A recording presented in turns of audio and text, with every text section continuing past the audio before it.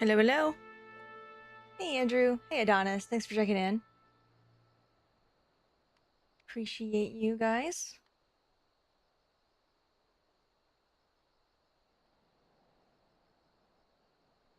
Now, this is all very important and all, but we have other things to do.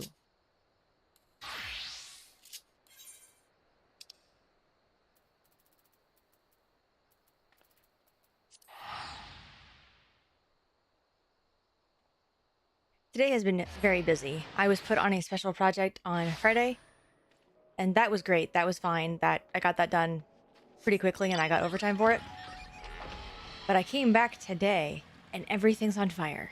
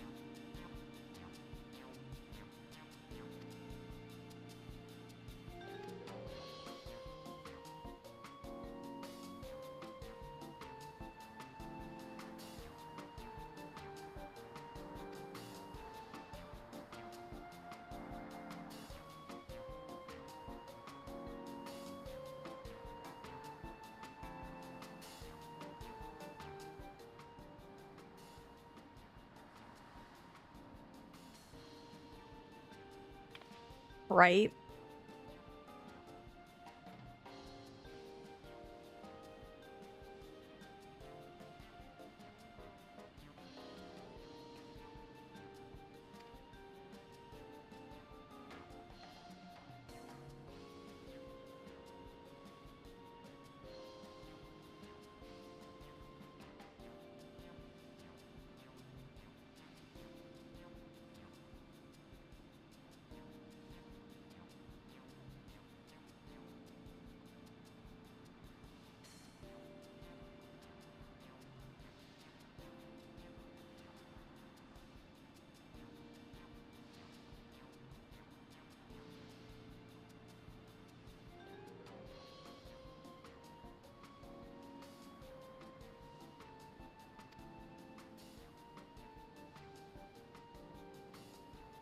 I know, right? No chairs.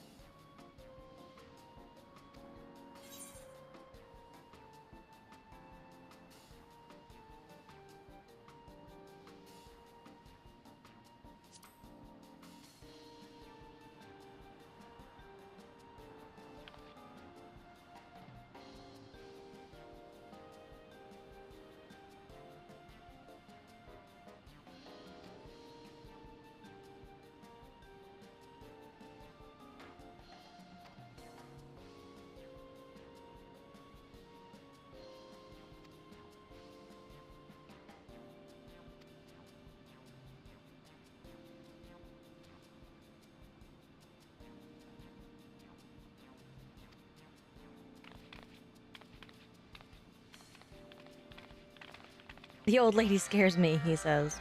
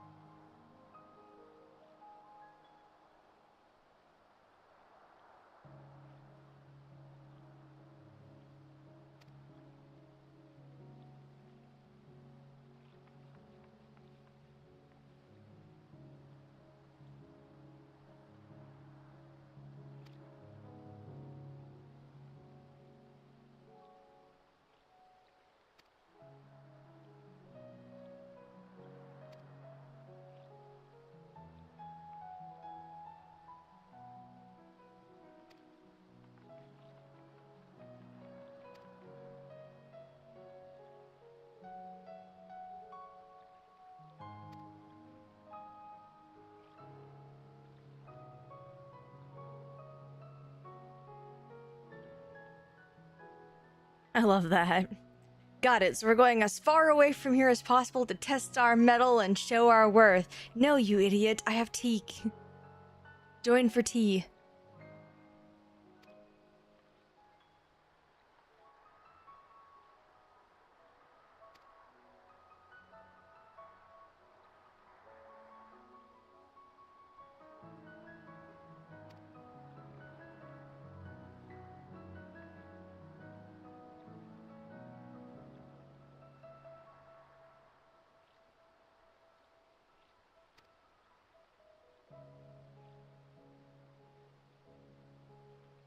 No, he's not.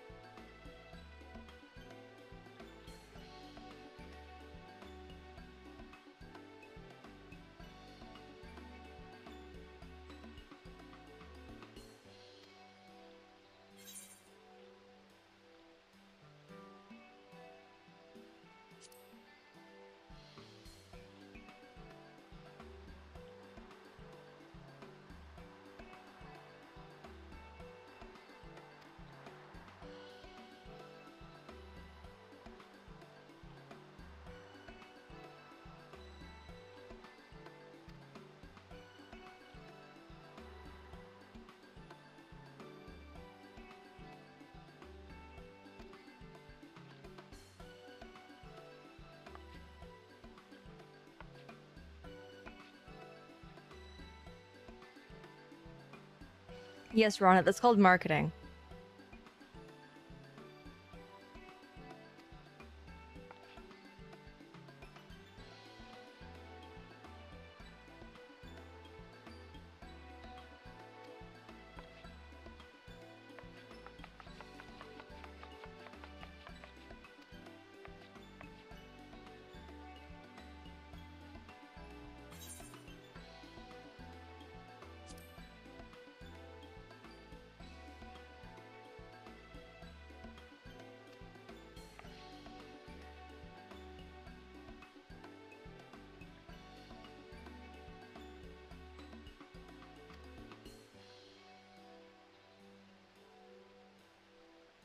You're okay, little guy. I got you.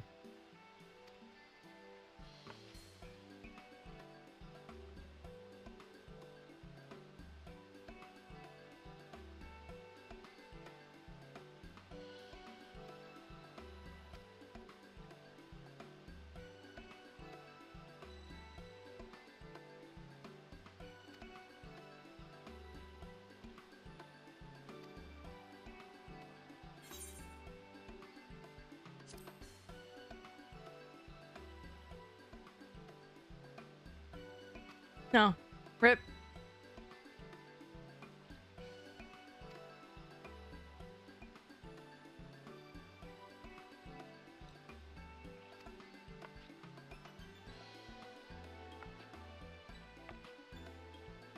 I guess they want a little excitement in their old lives.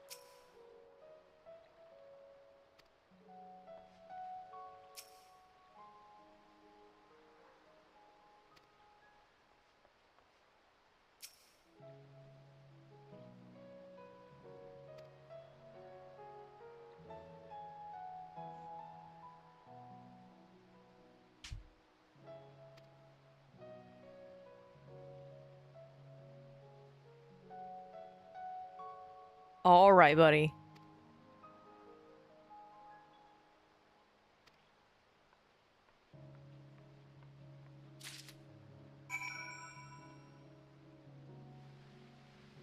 How about you bring back the knight first?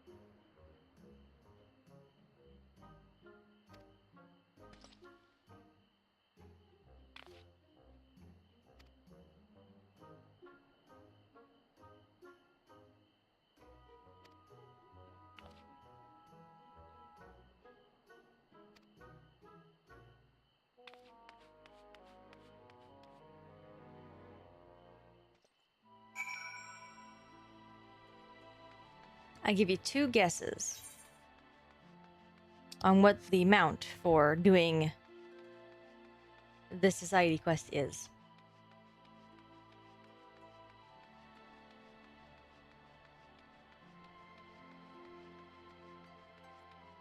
Tis tank. Yes, we get a tank.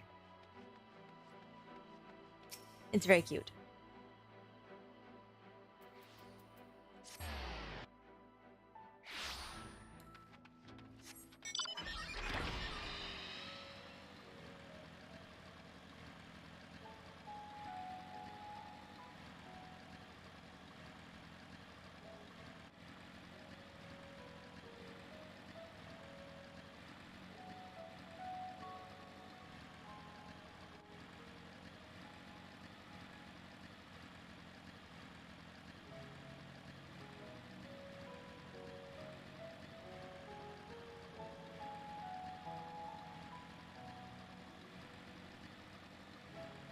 Ain't it though?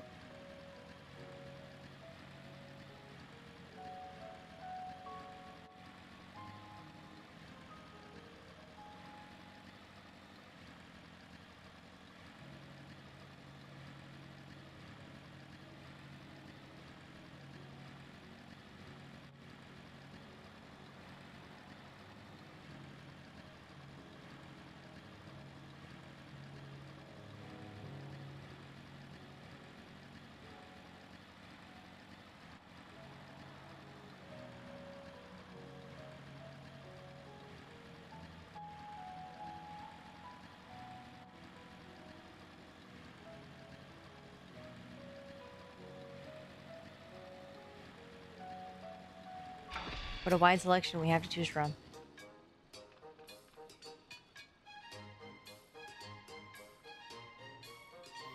Ronit, I brought back the night sky.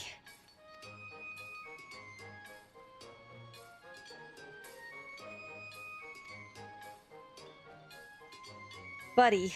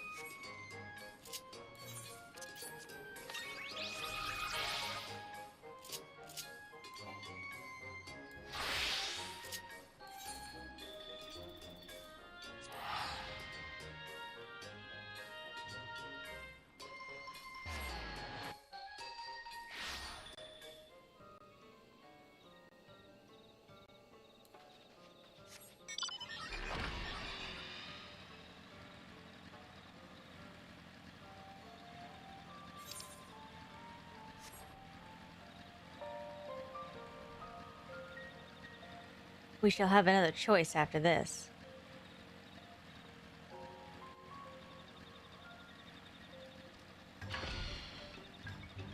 Oh yeah, they're all choices.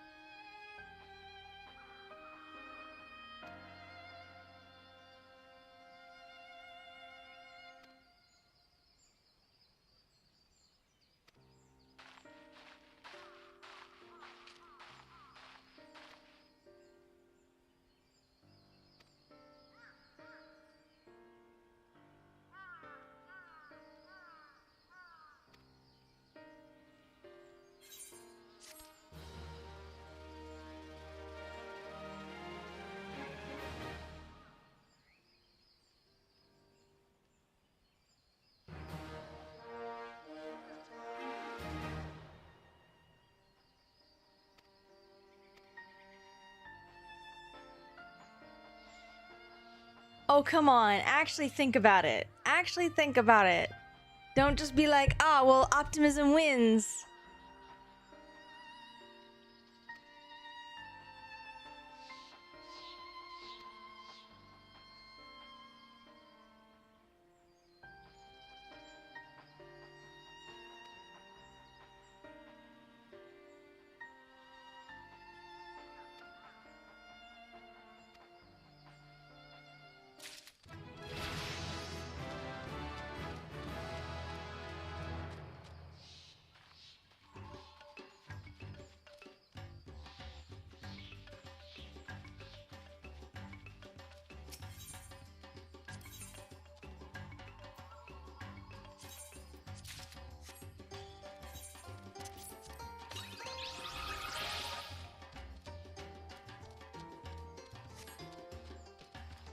I mean, sure.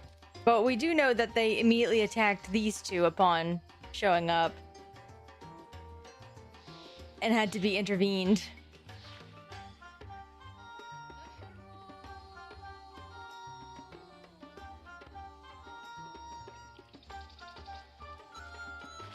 So, we've technically already seen this one play out. That's why I'm like, man, I actually think about it.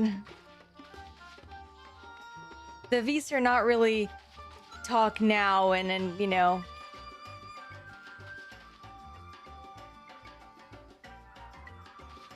It didn't really matter one way or another. We know the Vs shoot first, ask questions later. That's very them.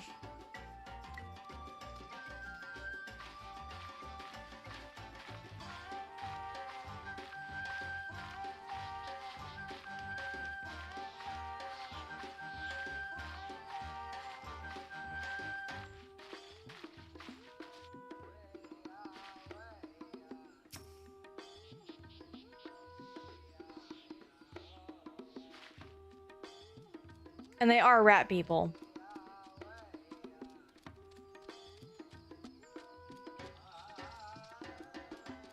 I mean, they wouldn't be able to kill all of them anyway.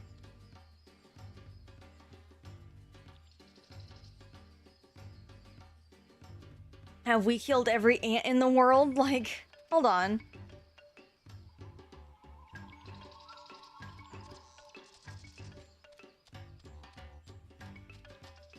Too many rats.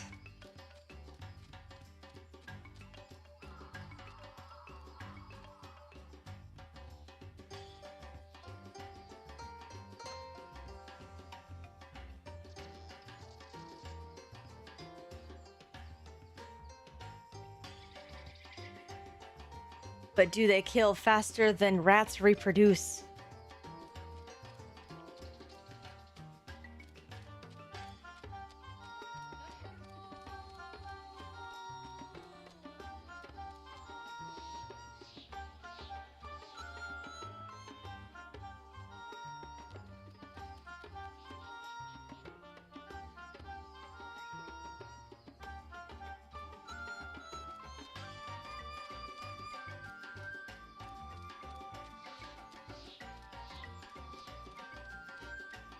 Yeah.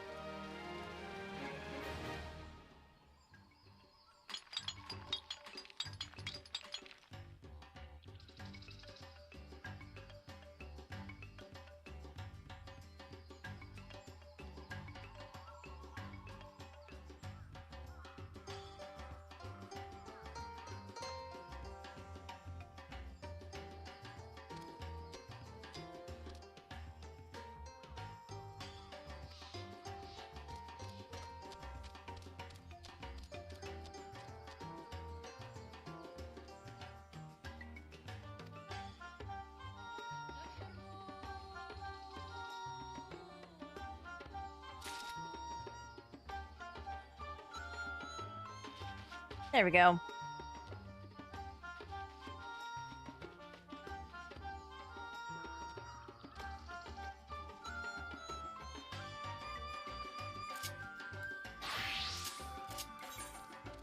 Sweet. Forgot one thing.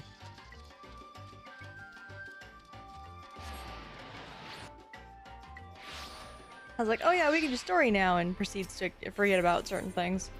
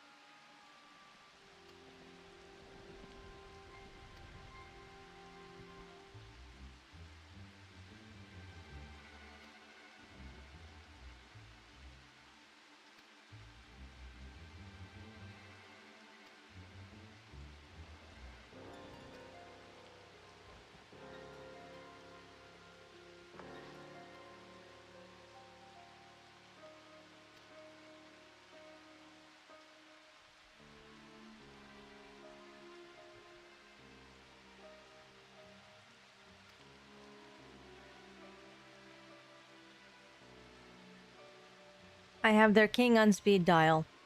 In fact, they get very upset with me if I don't call them.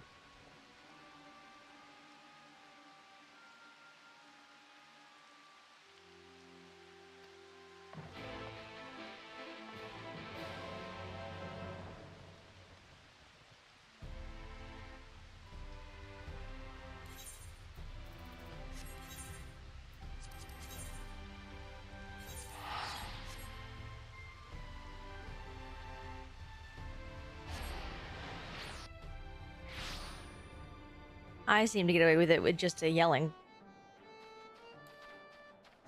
But I think that's just because I have a pact with the king.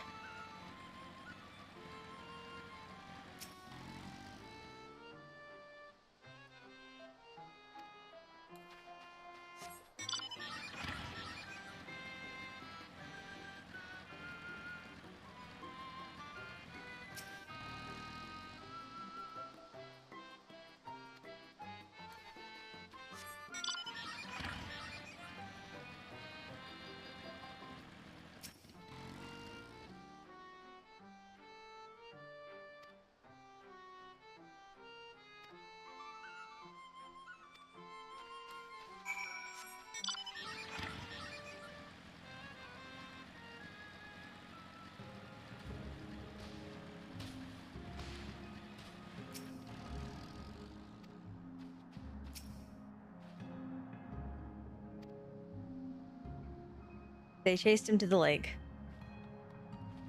Where the Fwath probably got him.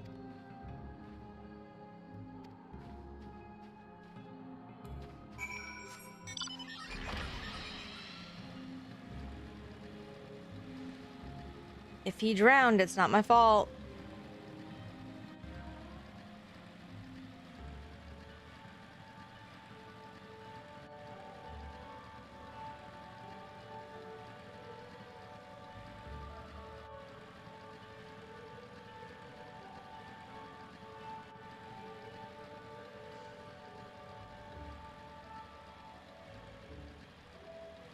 Oh my god, he didn't drown.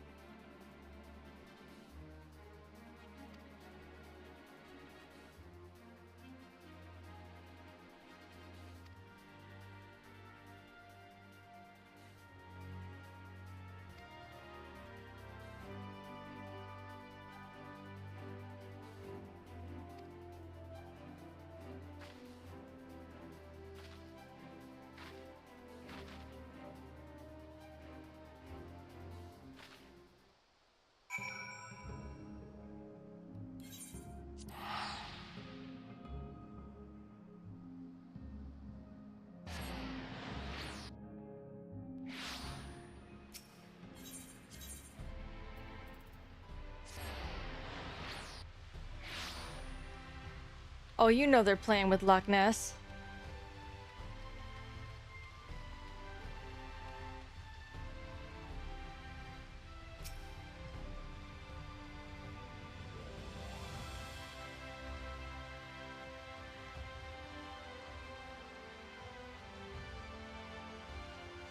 Yep.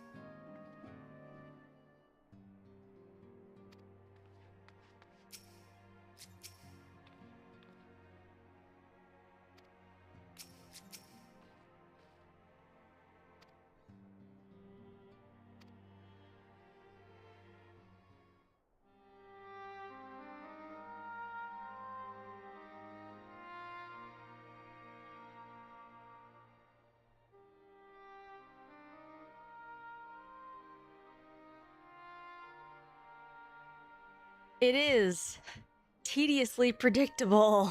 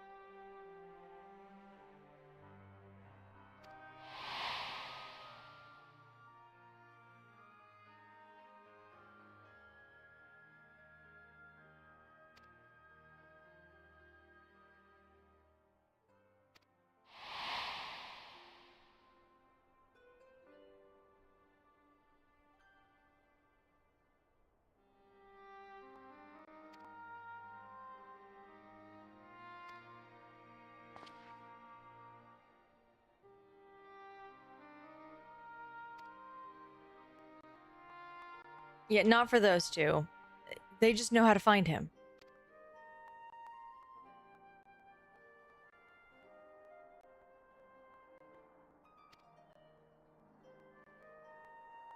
They're literally Estinian bloodhounds.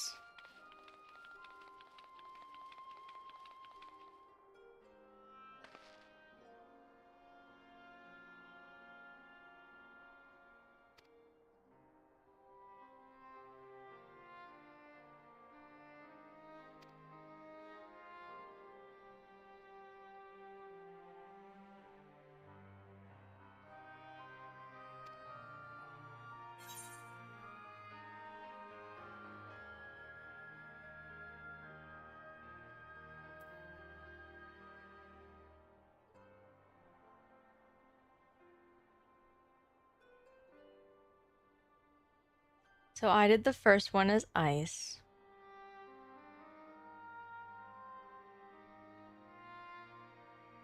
Do I want to try the second one? Tease him a little bit about our new adventure that he desperately wanted to go on.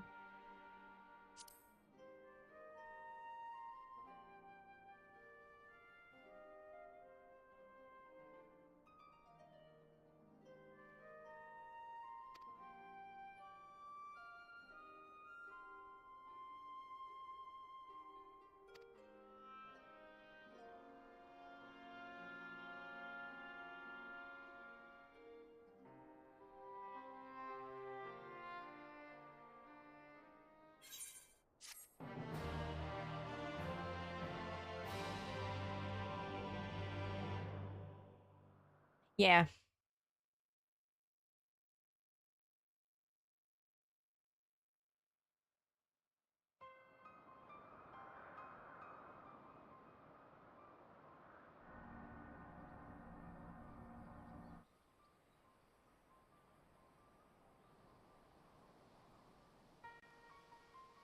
The scouts should have been back by now.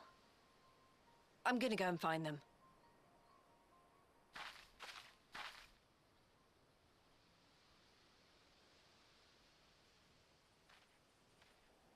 Oh, Thank goodness for that.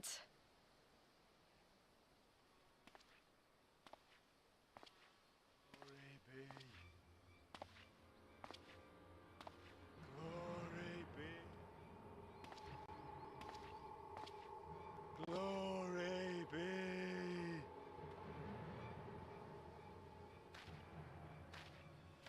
Glory be to Garlemald!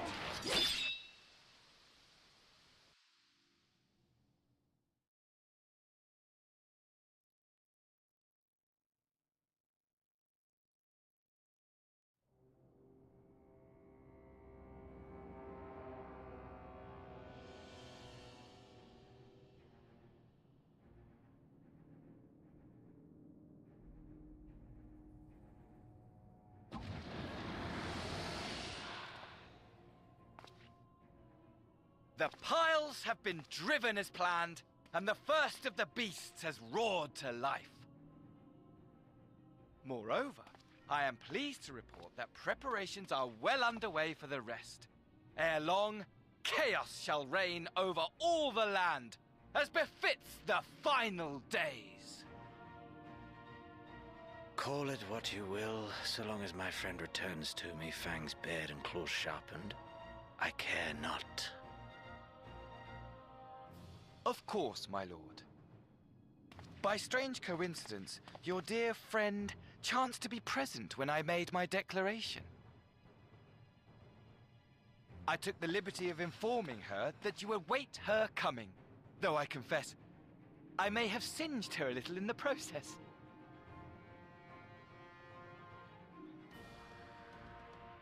And why do you tell me this? Are you in such a hurry to die? Ah, my apologies. I must guard my tongue lest it be the end of me.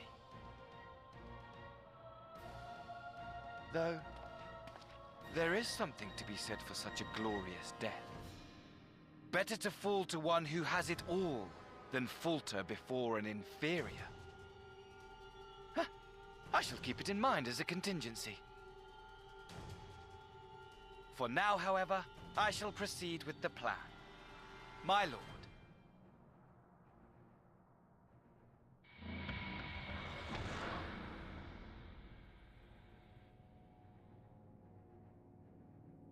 I must find myself a new weapon.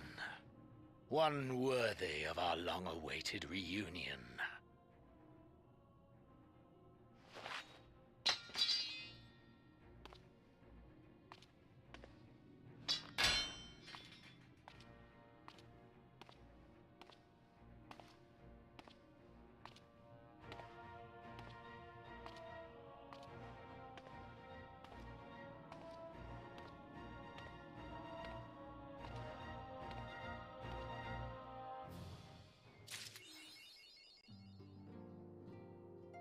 All right, chat. What did he do in that entire scene? Please give me the rundown of what exactly he did in that entire scene. Pop quiz.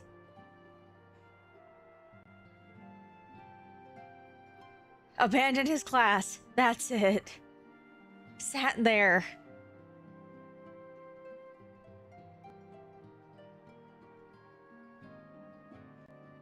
I can't. I can't with this expansion.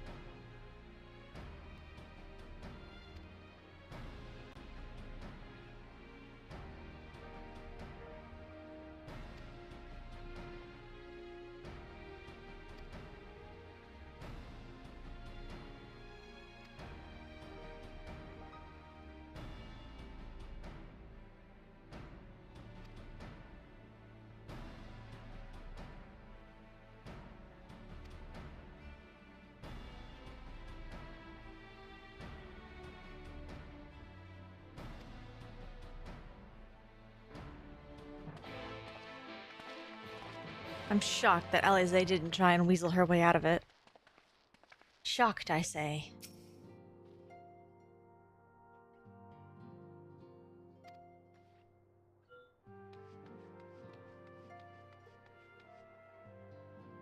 They haven't moved, so we're gonna assume they're where they were before.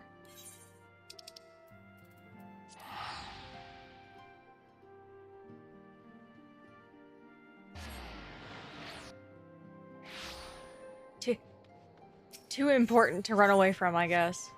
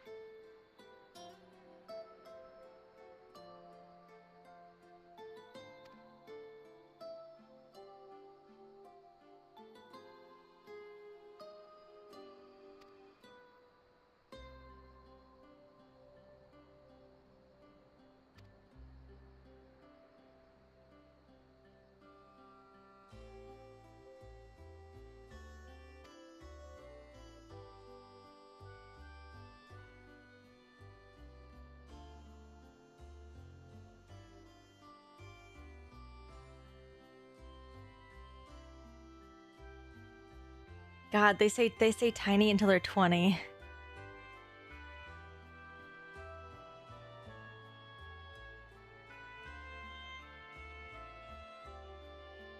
Aw, Moonbreeda. In case you stopped being sad about her.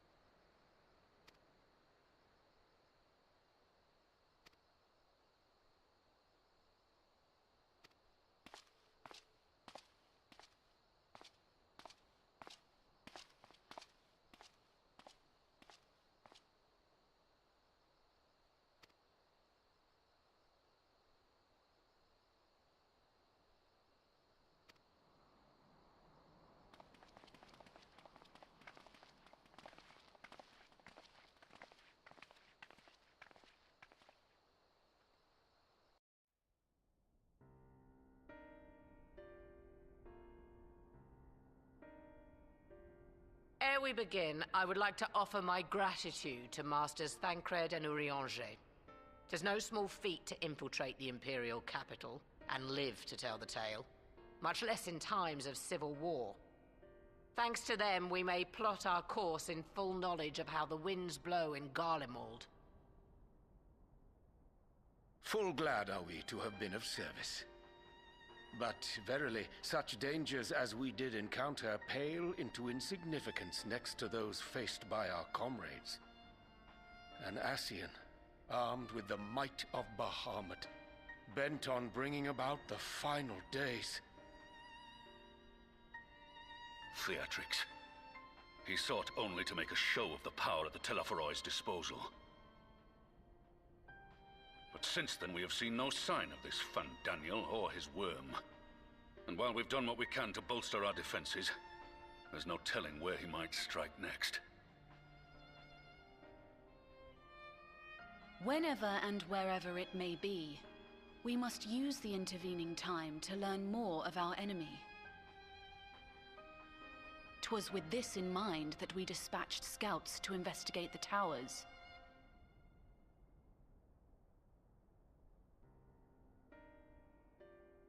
Our advance party took longer than expected to return. And when they did, they tried to kill us. Luckily, I'd seen that sort of thing before, and we were able to restrain them before they did any harm. Then it was just a matter of letting the Porksies do their work. Are you saying they were tempered? Once they'd come back to their senses, they told us everything they could. It seems that just as they were getting close to the tower, they heard an ear-splitting roar. And that was the last thing they remembered. But what worries me most is what they were saying right before they attacked. Glory be to Garlemald.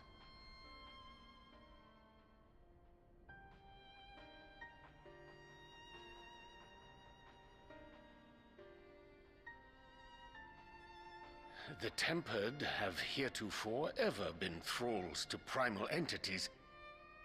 Yet these hapless souls were compelled to accept a nation as the object of their devotion. This calleth into question all that we know of the condition. Would that the unsettling news ended there. Alas, there is more. Following the earlier reports of missing Amalja, we have learnt that other beast tribes have suffered similar losses. And we now have reason to believe that the abductions are connected to the appearance of the towers.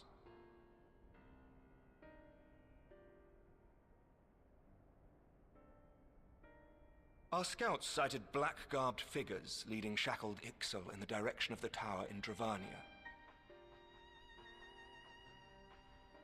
The Temple Knights were able to intercept them before they could reach their destination, liberating the Ixal and apprehending their captors, each of whom was found to be equipped with Garlean arms and armor. So the Empire is the common thread. With the support of Xenos, it seems likely that Fandaniel has rallied a faction of the splintered Garlean army to the banner of the Telophoroi. Lord Hien reached the same conclusion when I shared our findings with Doma. The plan had been to march on Garlemald from the east and west in order to force a peace treaty. But the situation has changed. Dealing with the threat of the towers must come first.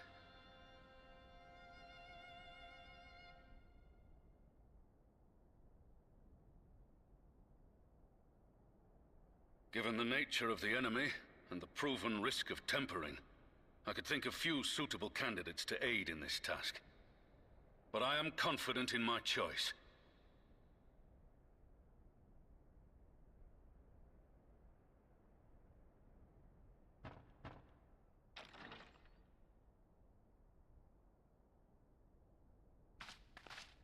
What?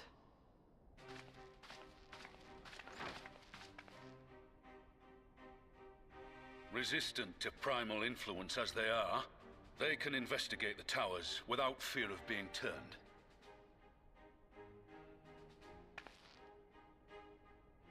We are glad to put our gifts to use, Commander.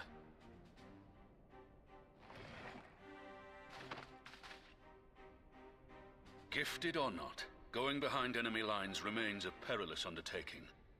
But we must know more if we're to strike back at our foe. I'm counting on you. If it would give us the upper hand, I'd do it 100 times over. We won't let you down. That concludes the briefing. You two, make ready and join your escort.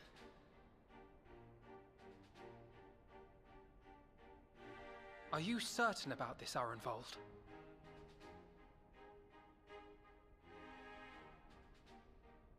I am. Come on, let's talk outside.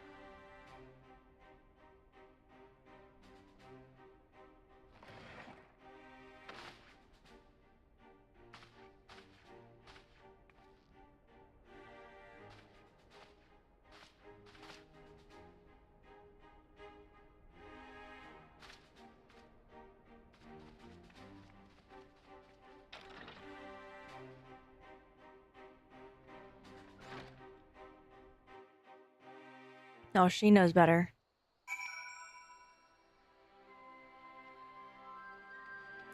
How you doing?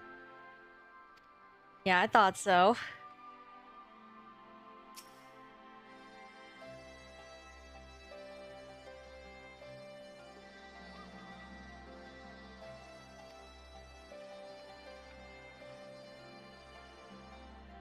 And in case you're wondering where her change of heart comes from, it's from getting your entire backstory.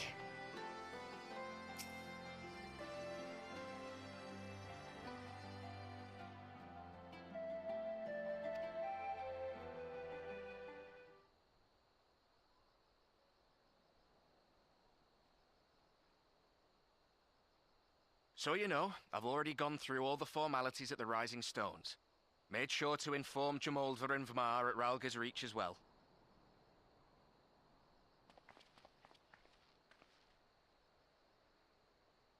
Arenvold, I admire your enthusiasm, but this is far more dangerous than anything you have done before.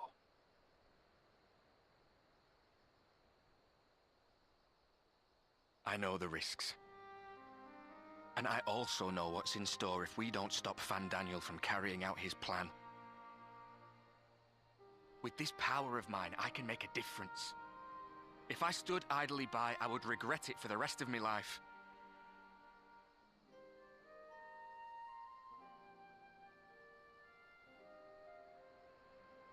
And you, Fordola? Is this what you want? What are you asking me for? It's not like I have any say in the matter. Don't pretend. We both know Commander Eldin gave you a chance to refuse. And you didn't.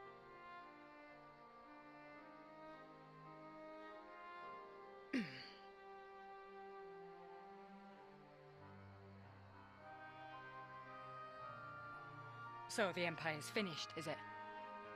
But that's what they're all saying. That the great and glorious Garlemald slit its own throat.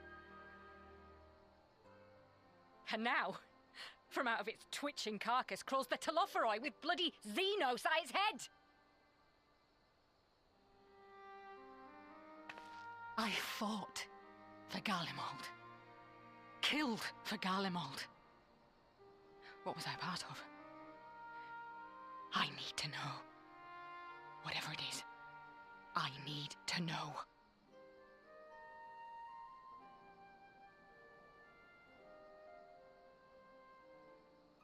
Very well. If your hearts are set on this, I shall not stand in your way.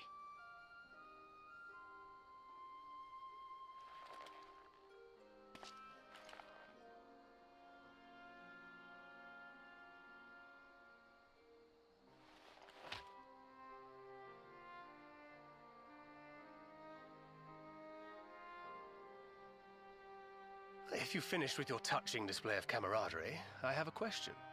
Which tower are you planning to investigate, exactly? Well, the one in Girabani is said to be tightly guarded. It's patrol after patrol out there, apparently. We'd be spotted before we got anywhere near it. Which is why we've set our sights on the one in Pagalthan instead. There shouldn't be anything like as many Imperials to worry about down there.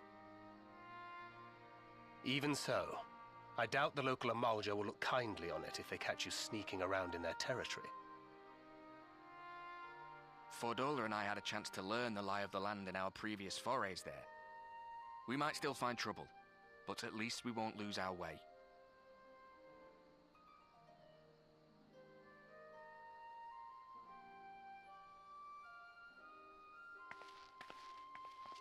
Well, we'd best not keep them waiting any longer. Mayhap when all of this is over, we could take another trip to Loxeld. I would have you know I've become a rather capable swimmer since our last visit. Ha! I'll believe that when I see it. Though, to be fair, getting into deep water does seem to be a scion's lot in life. Take care, eh?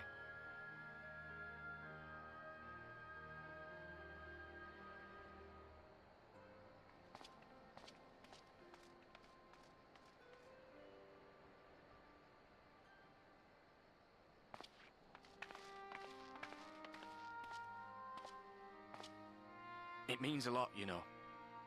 You coming with me. I'll still owe you for saving my skin, don't I? Can't return the favour if I'm not there. I dare say you'll get your chance before long. That Fandaniel sounds like a tricky customer. Too much for the likes of me, anyway.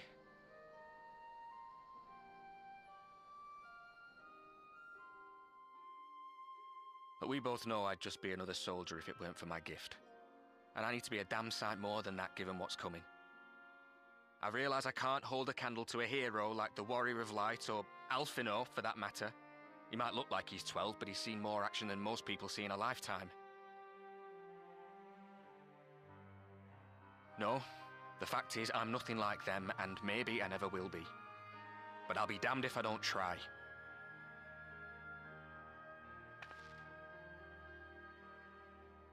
They're counting on me. On us. So let's give it our all.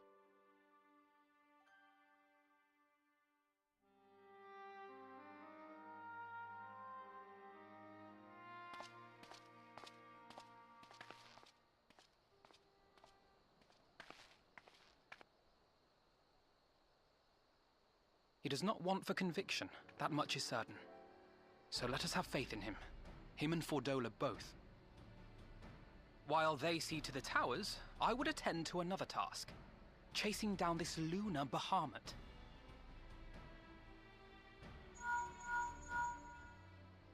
Ah, bloody thing. Can you hear me? It's Tataru. I'm happy to say we've managed to find Estinian. And I'm sorry to say he went running off again the moment we told him about Bahamut. But he did mutter something about heading to Ishgard, so if you're quick, you might still be able to catch him.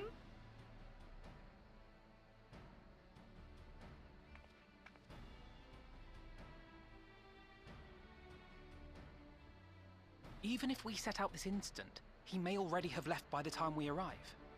Have her send the Bonanza to Ishgard. It may prove useful should we need to give chase. We're gonna chase him down with an airship. Gladly. I'll see to it as soon as Kryl and I get back to the Rising Stones. Good luck. While you go off on your dragoon hunt, Urianger and I will return to headquarters. We have much to tell the others.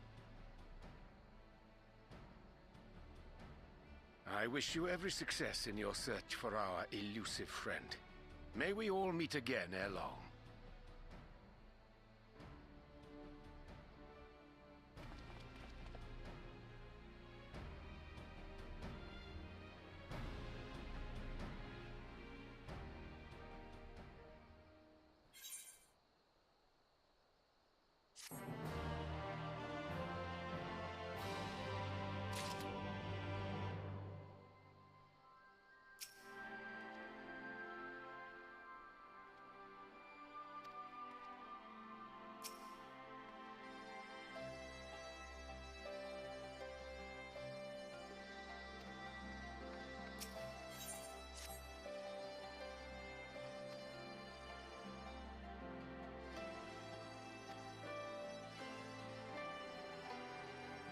He's just a fanboy.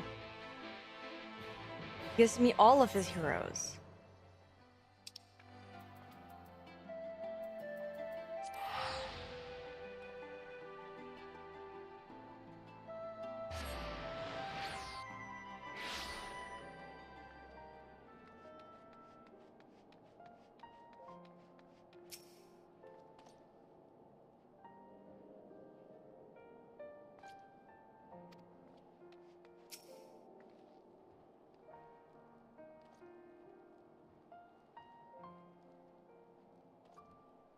I love her. The sass. The sass.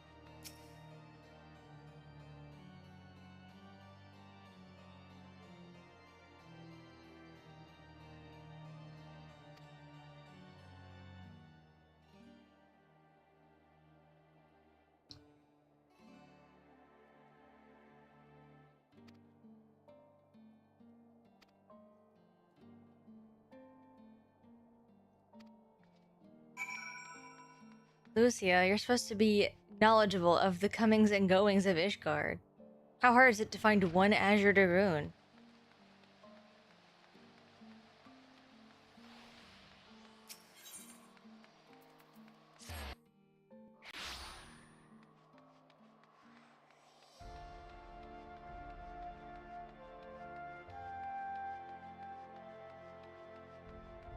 Yes.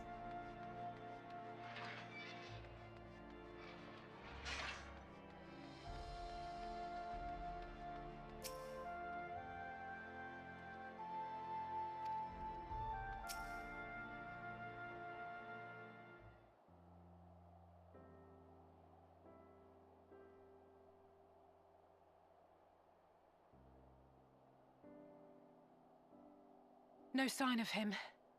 Not that I've ever met him before, but the way Alphino goes on about him, I'm fairly sure I could pick him out in a crowd. Speaking of which, it does seem awfully quiet. If the erstwhile Azure Dragoon had returned to Ishgard, would it not be a source of general excitement?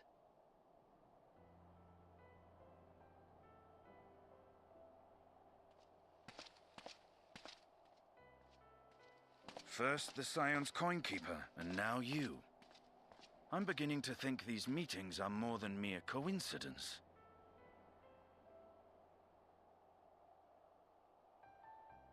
Not that I'm complaining.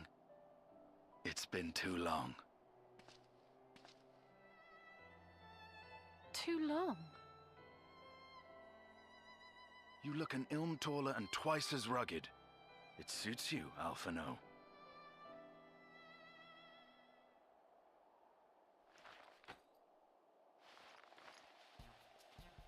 He's made a mistake. Quieter, though. Have you been giving him lessons on how to be the strong, silent type?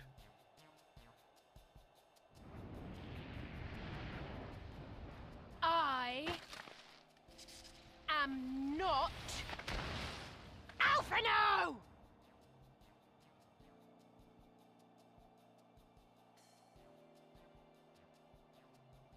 If the two of you are such firm friends, perhaps you should remember what he looks like. And what do you mean, rugged? Ugh! Had my brother mentioned what an oaf you are, I'd never have bothered looking for you in the first place.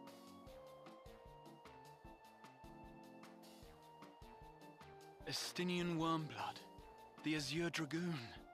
He who fought and felled the dread worm Nidhogg at the Warrior of Light's side. To think the day would come when I should see this living legend with my own eyes. Would someone mind explaining what is going on? Is everything all right? I thought I heard Alize shouting.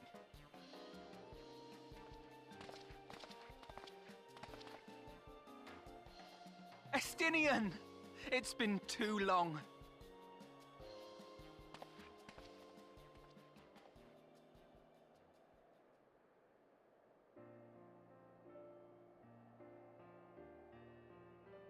She's so mad. No, it's quite understandable. That was hardly the first time we've been confused for one another. Nor, I suspect, will it be the last. Well, I, for one, will not be making that mistake again.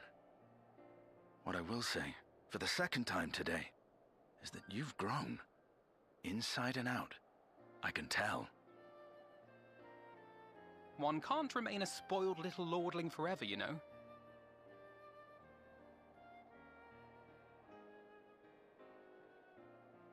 At least someone's having a good time.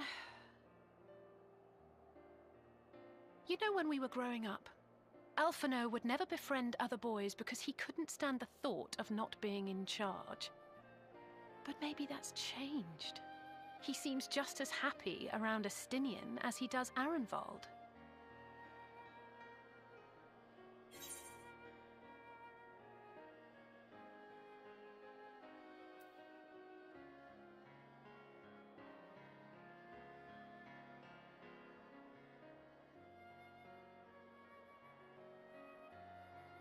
What are we thinking?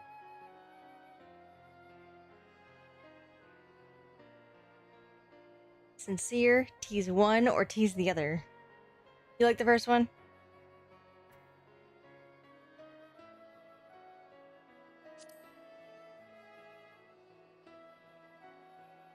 Huh. Good luck to them. It hasn't been easy being his sister, I can tell you that.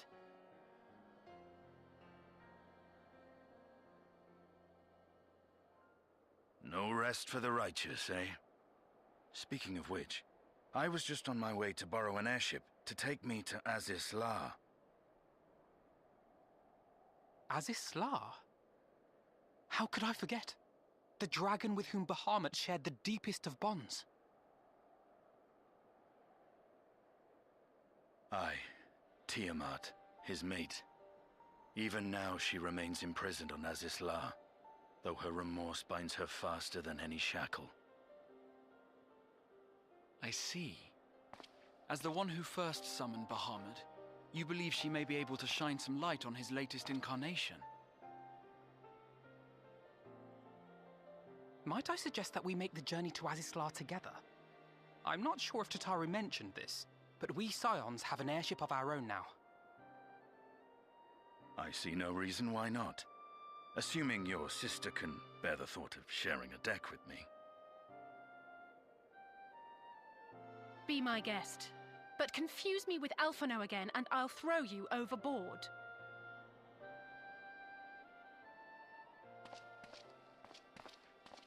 Ugh! I don't know who he thinks he is, but he's nothing like Alphino painted him to be. I will admit, he is not exactly as I imagined him either. Based on what I had read of the man, I think I was expecting someone a little less blunt? The pout.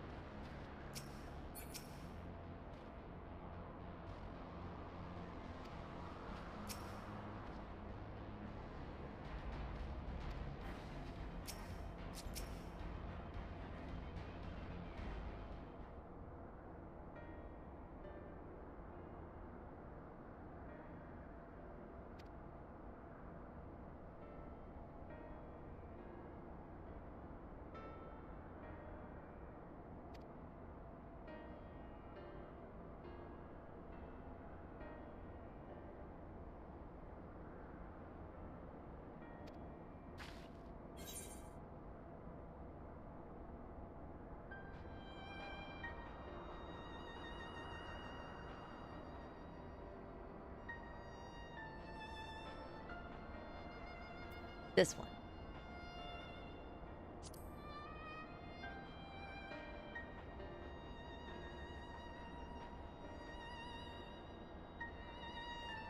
Friend is a very generous term.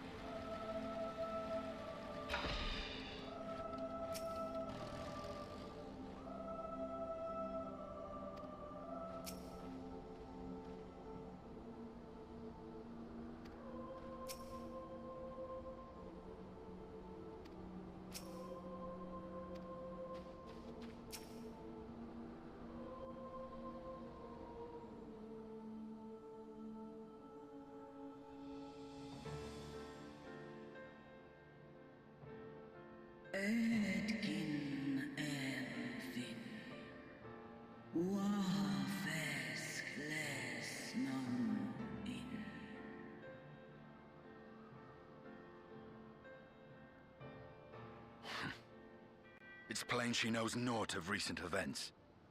Perhaps you should enlighten her.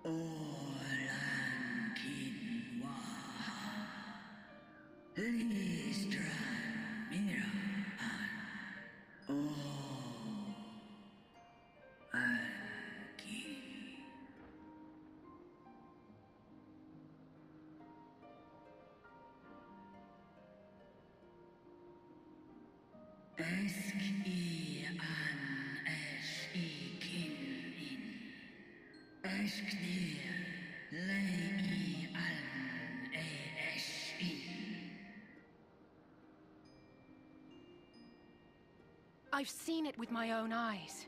Captives of a lost empire, neither alive nor dead, existing only to preserve Bahamut's corporeal form.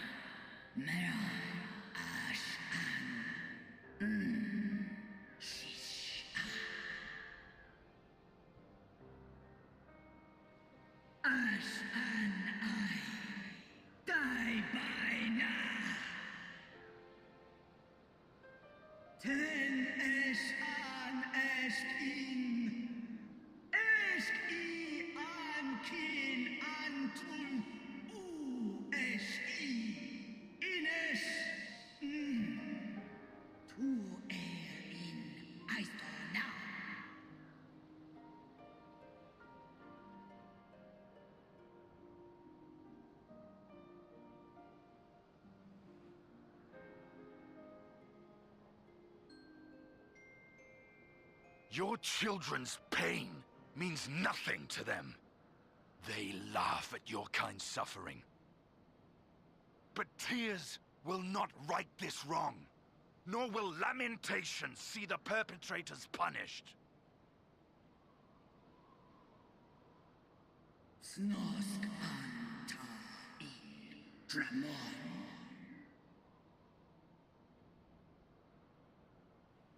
Behavior befitting a great worm.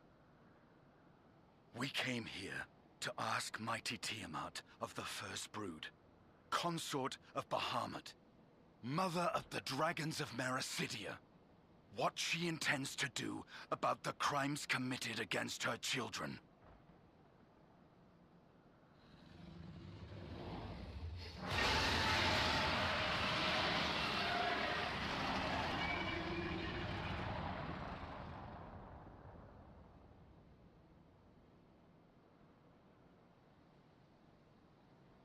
Santalan infan antosk.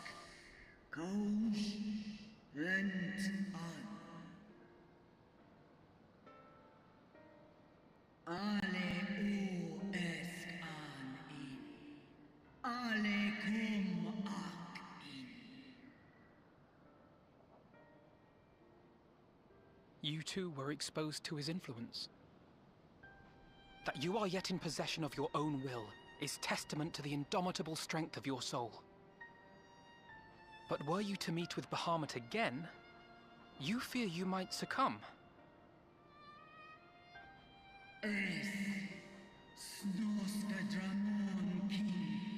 Nestra in.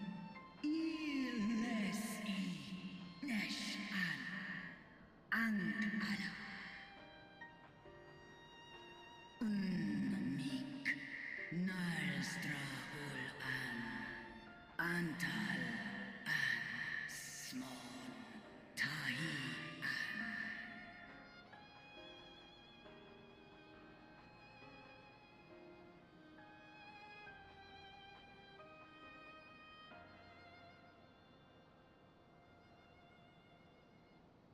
On the matter of Bahamut's influence, at least, I believe we can be of some assistance.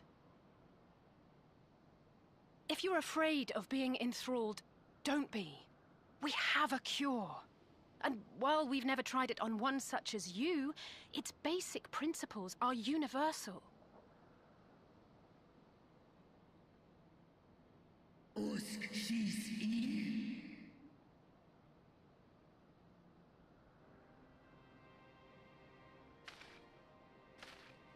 There is no future for those bound to the past.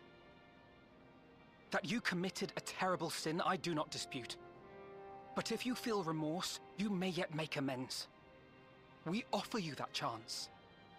Take it, or you will forever remain a prisoner, not of these cruel shackles, but of your own guilt. Sahaan, Seth Sol, Kin Bahamut,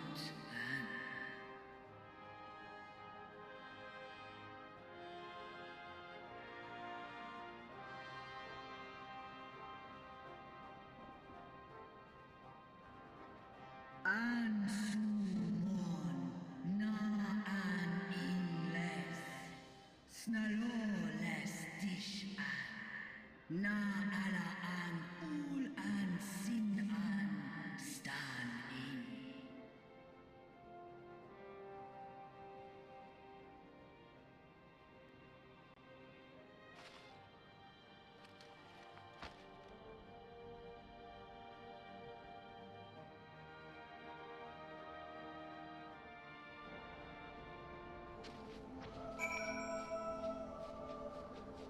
We got a dragon on our side.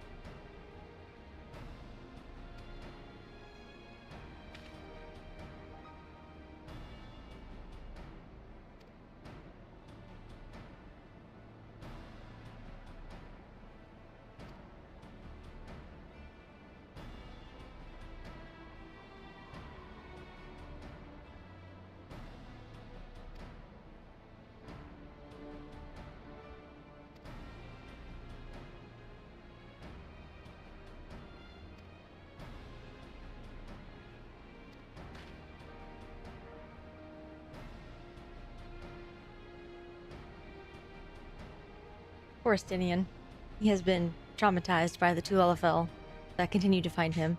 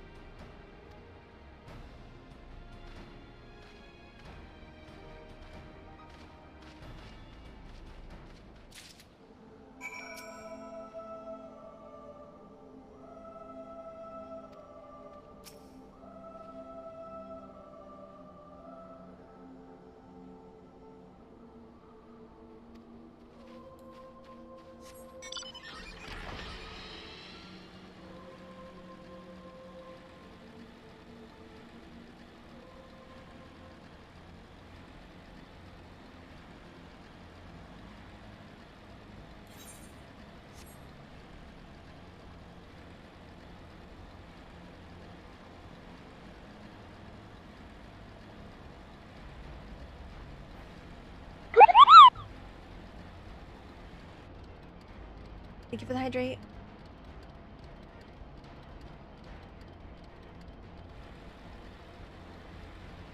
Have my tea.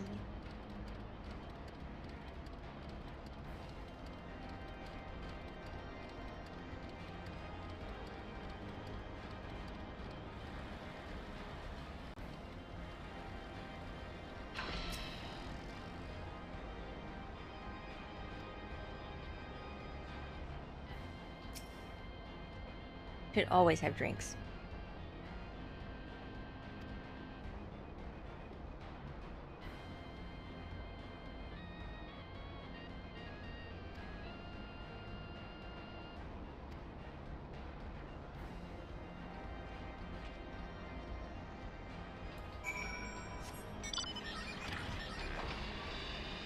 I know, as we're doing story stuff. Now, what if you miss something crucial?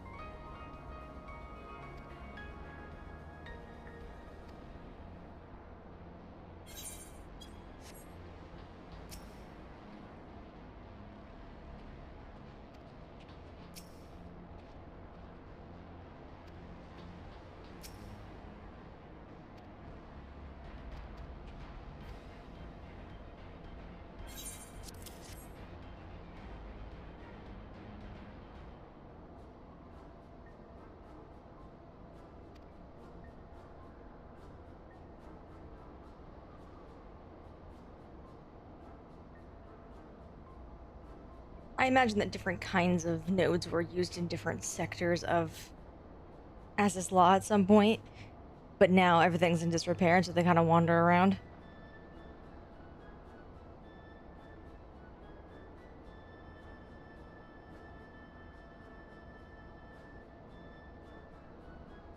I bet the shape of them also tells you, like, what kind of node they are.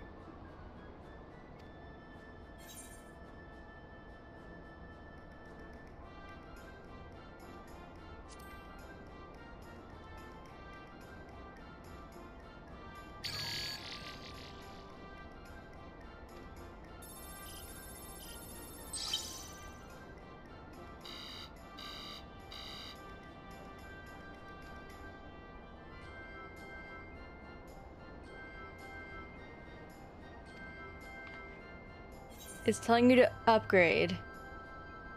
to Windows 12.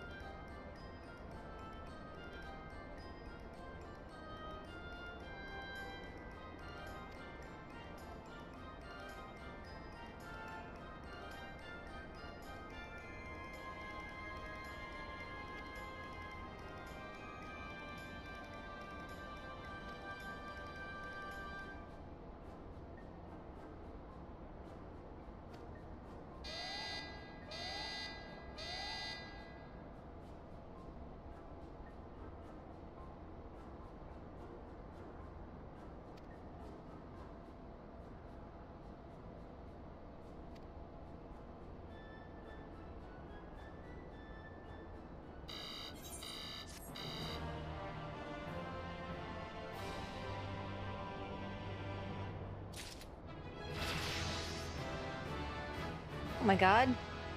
I haven't seen a level on White Mage in ages.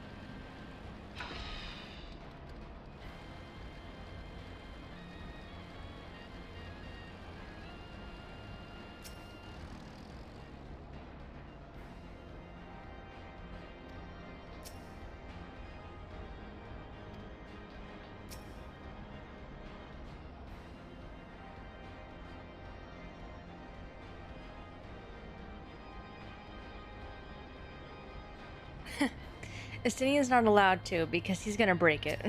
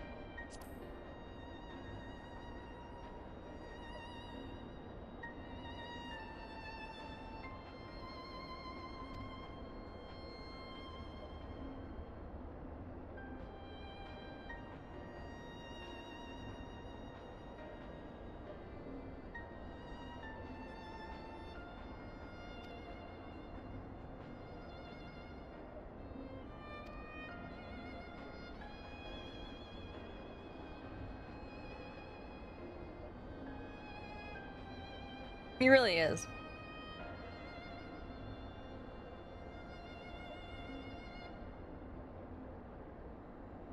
Although, even like if you notice in those 3 choices we had, the answer was always yes. There was no answer that said no, I will not try to understand them.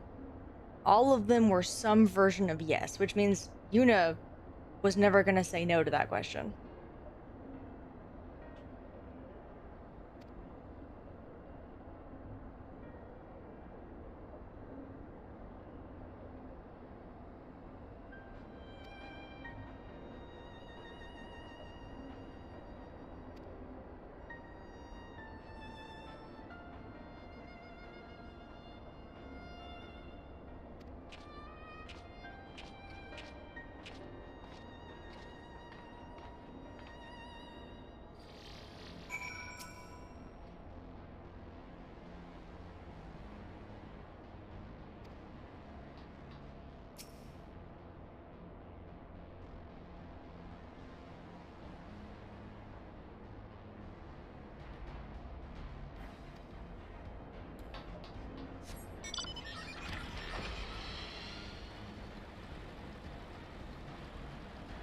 Oh, wait, this could get us all set on fire, please.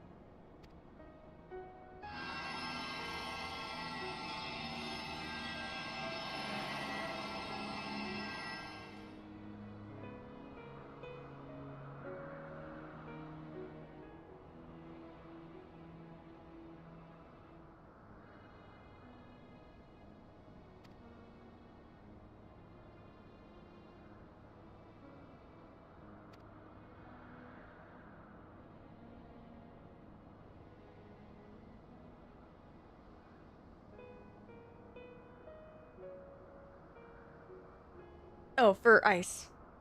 Hi, Bill.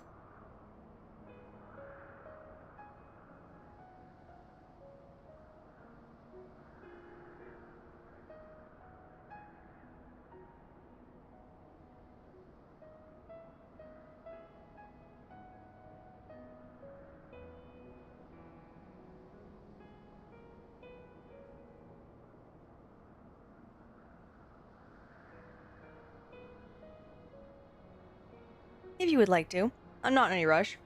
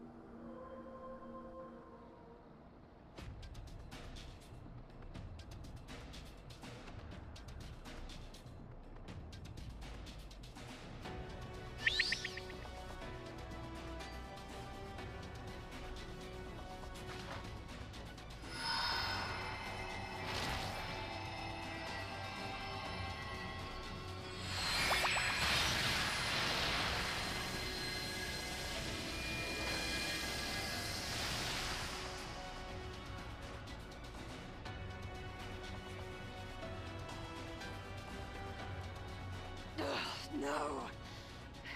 I'm almost there!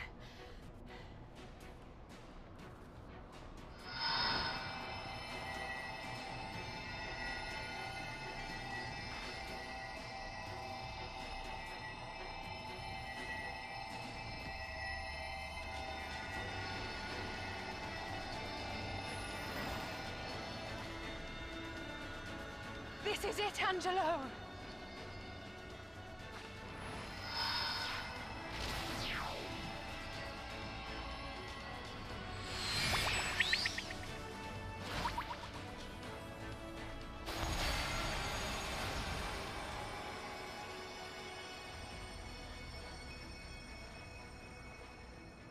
Es ließ an. Nick es tai.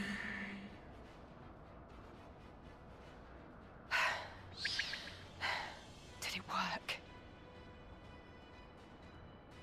We won't know for certain until the shackles are removed.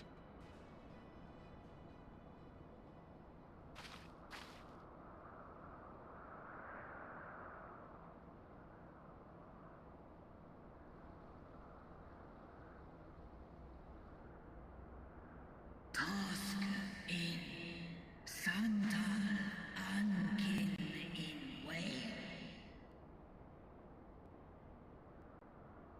Many have been subjected to the Allagan's dark arts, their flesh irrevocably altered. For such tortured souls, I fear there can be no salvation. Ankin.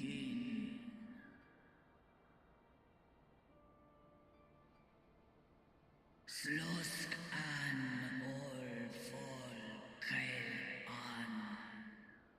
Slosk seth son I.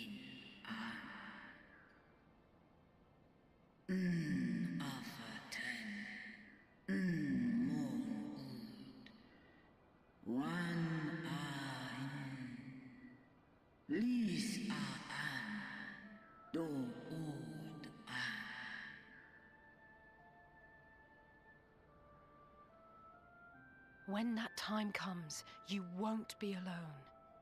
We'll stand by you.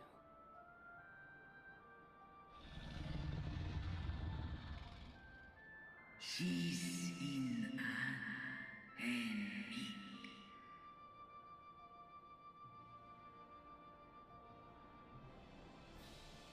Alphino's ready. It's time.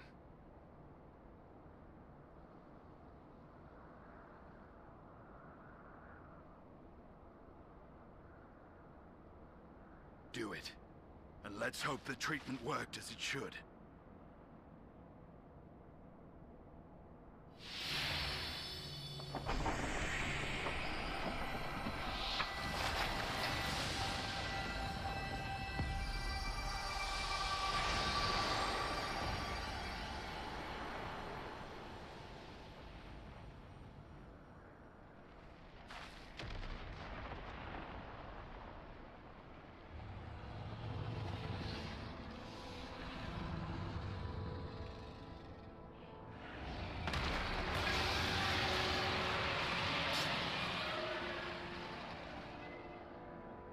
Bahamut an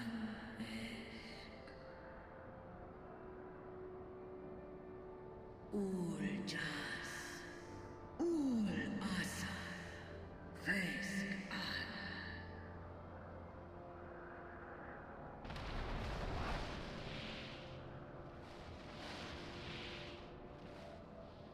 By the gods!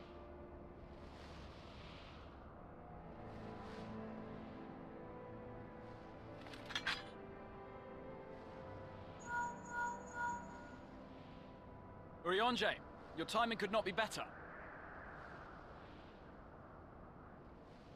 Understood, we're on our way. It's Bahamut. He's been sighted over Pagalthan. He flies for the largest amount of settlement in the region, at the head of a vast host, including dragons.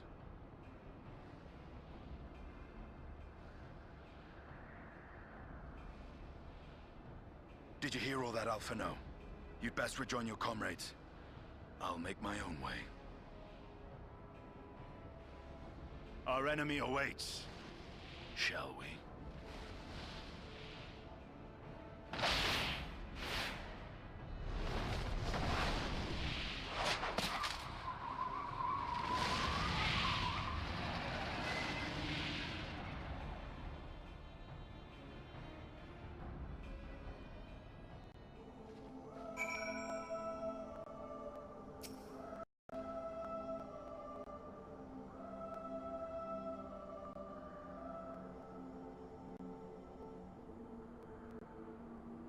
Yeah, you can tell they're shifting him away from Dragon Killer to the original translation of Fur Dragoon, which was Dragon Rider, Dragon Knight.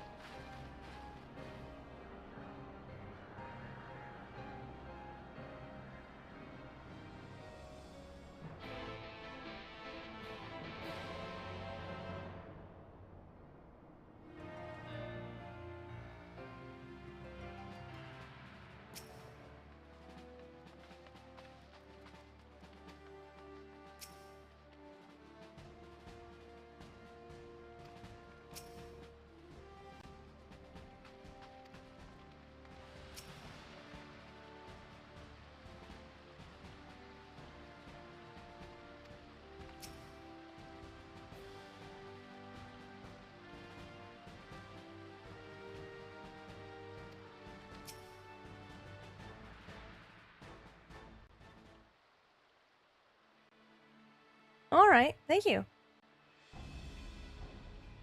Bill's like, you're not getting away. Have to volunteer before you unlock it.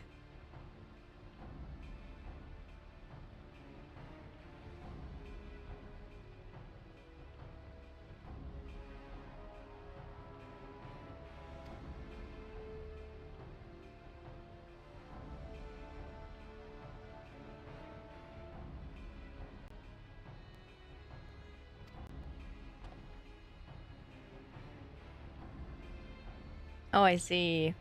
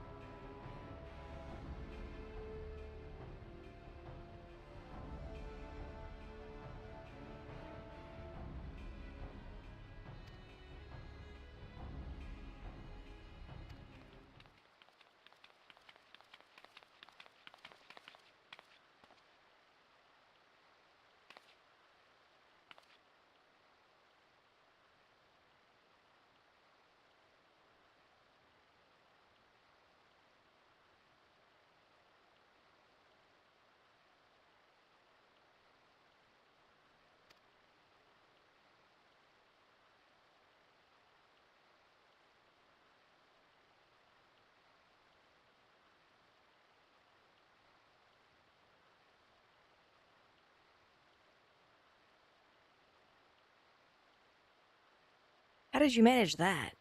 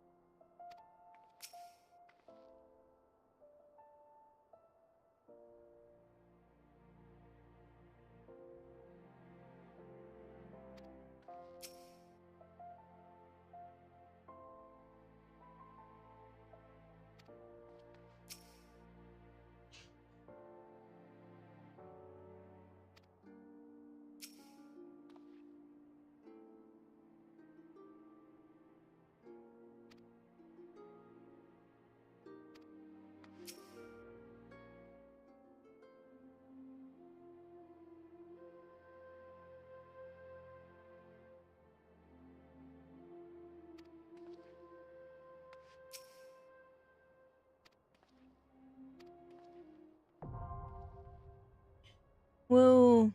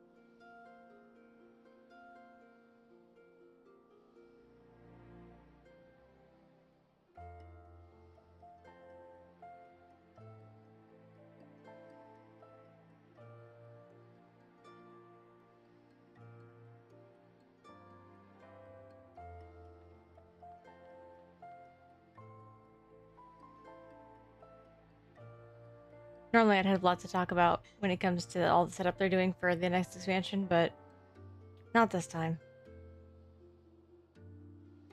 Alas.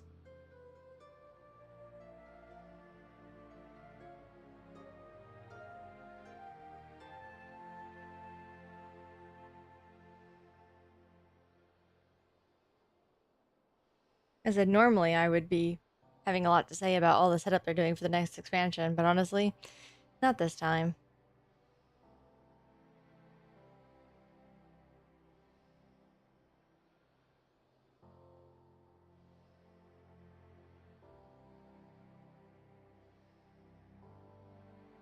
No, this is all set up for Endwalker. It's just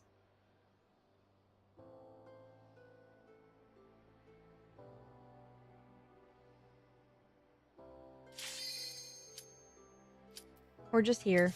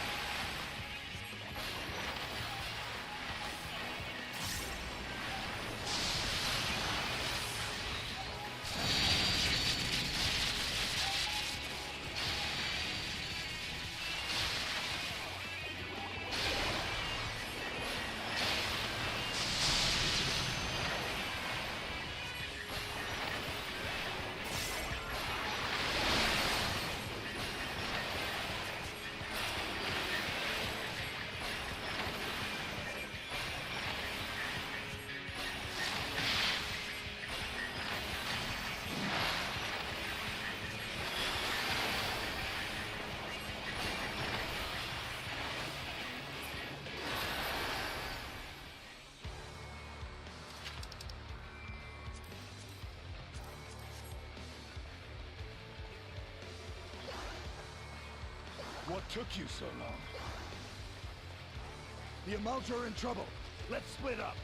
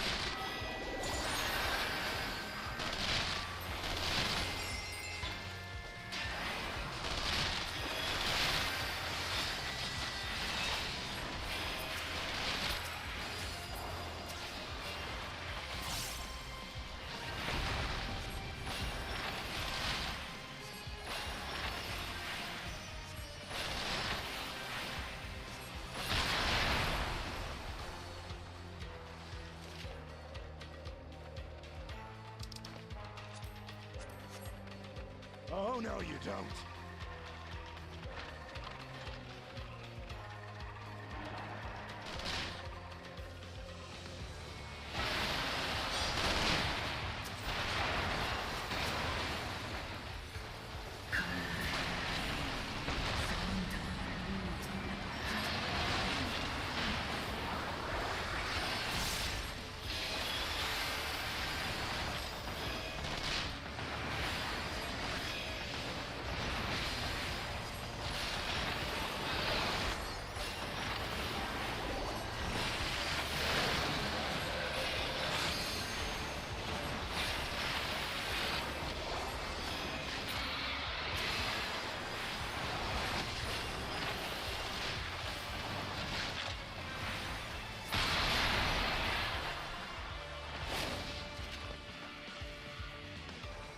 Oh yeah.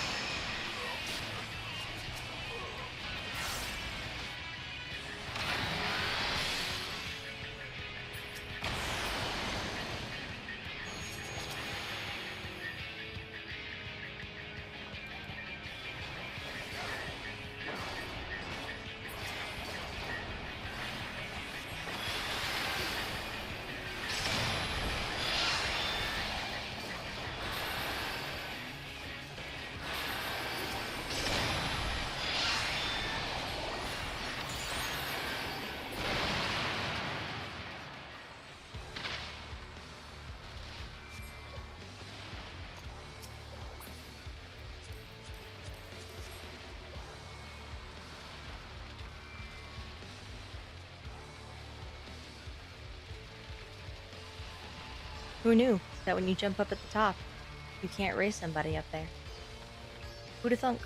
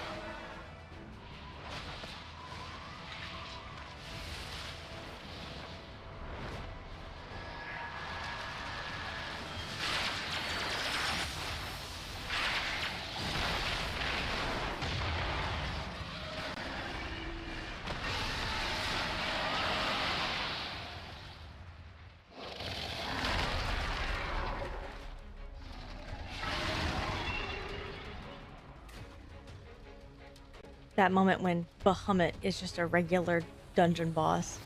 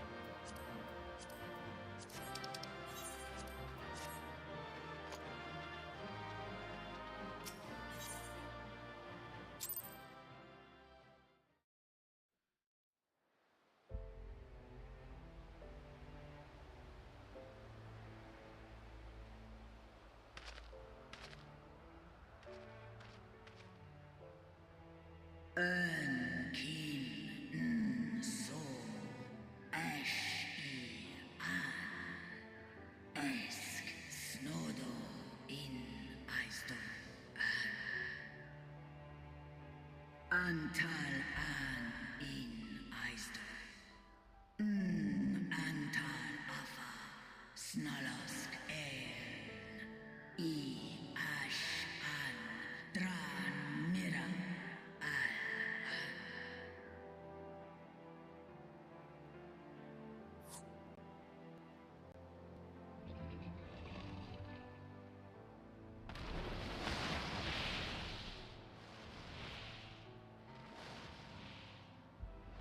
Noble warriors, the dragons chose their friends well.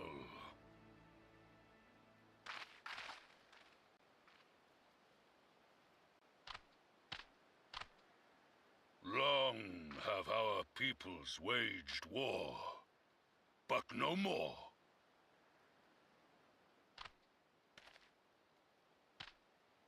Your fallen lie beside our own. By our words and deeds shall we honor their sacrifice.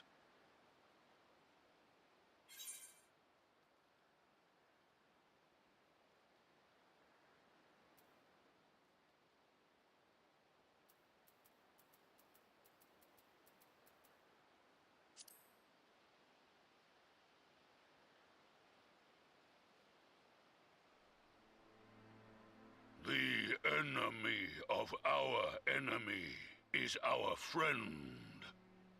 And you have proven yourselves worthy of our trust.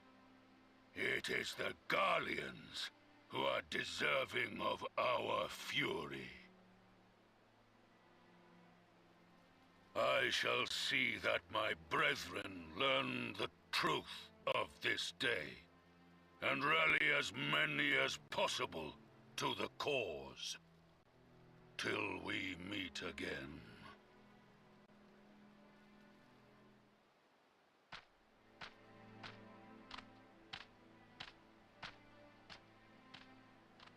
And thus did we make allies of the Amalja.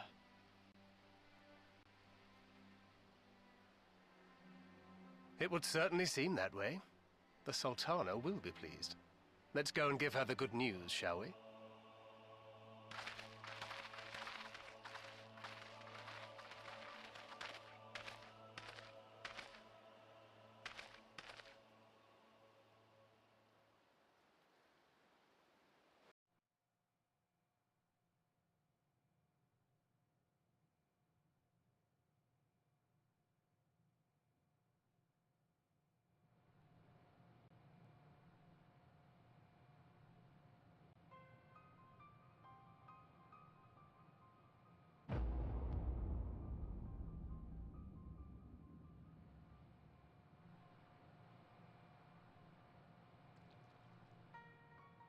No questions. Here's the answer.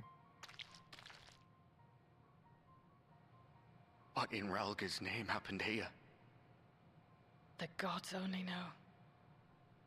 But you can bet these poor sods aren't here by choice. Quickly! We've got to get them free!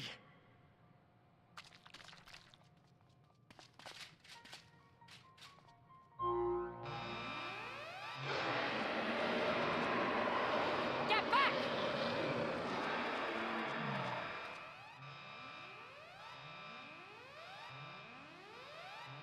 No! What have I done? It's too late for them! We're leaving, now!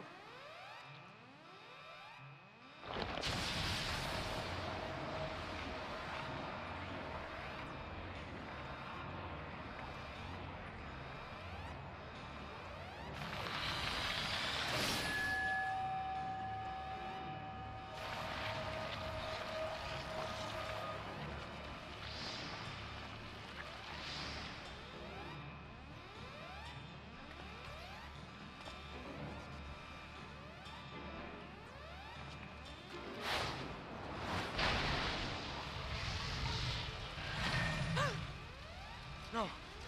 No! Don't you dare! We came together and we're leaving together!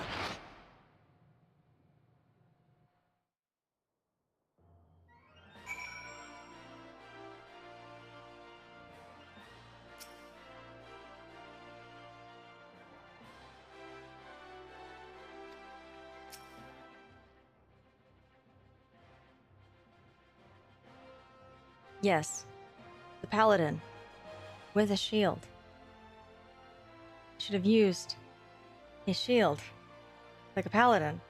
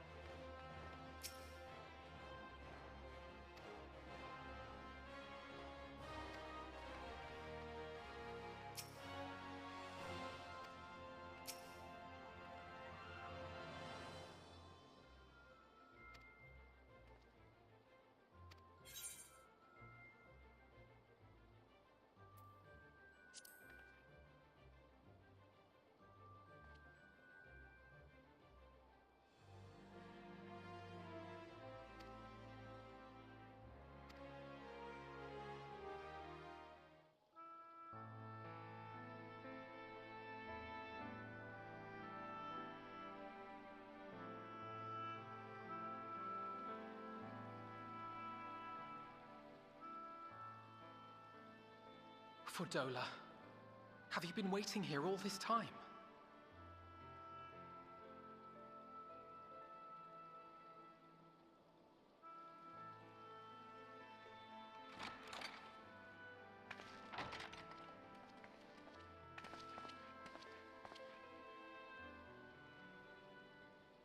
We have done what we can. The rest is up to him. May we see him?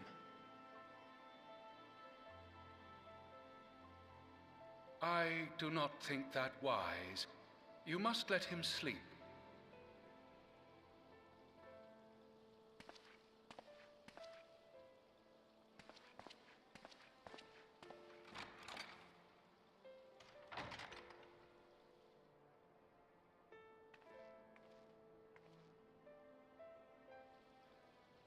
Thank you for bringing him back.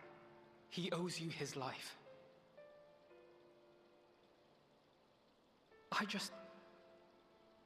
I just wish I had been there.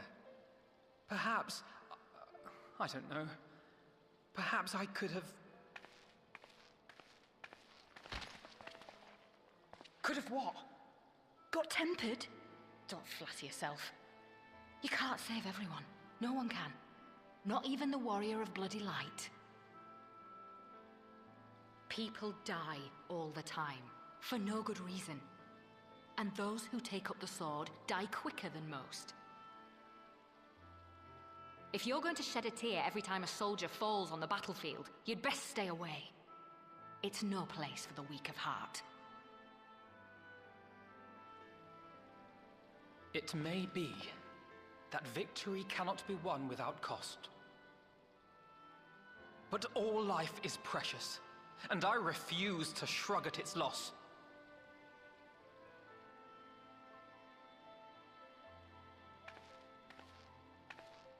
All life is precious! Oh, you need to grow up, little man, before your sparkling ideals get everyone killed.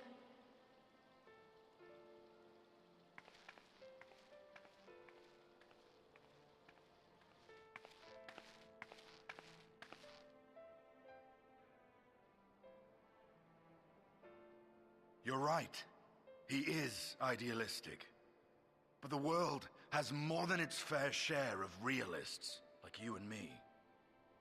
It's people like him who dare to dream that things could be better and make it happen against all the odds. They are the ones whose names live on forever. The heroes. The battlefield's littered with would-be heroes. At this rate, you'll lot'll be next. And what'll become of your precious dreams then? They'll be gone. Like dust on the wind.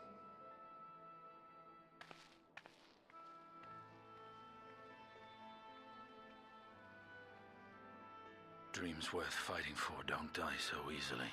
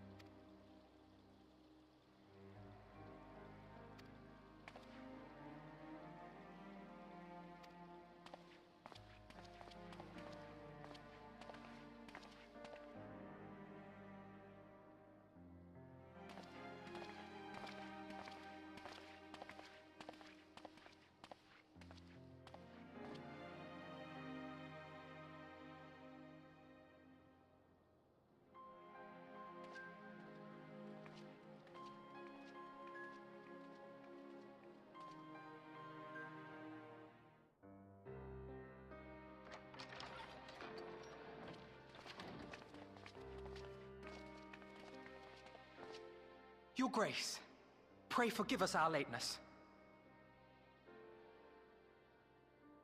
Think not of that. I understand a close comrade of yours was wounded in the line of duty.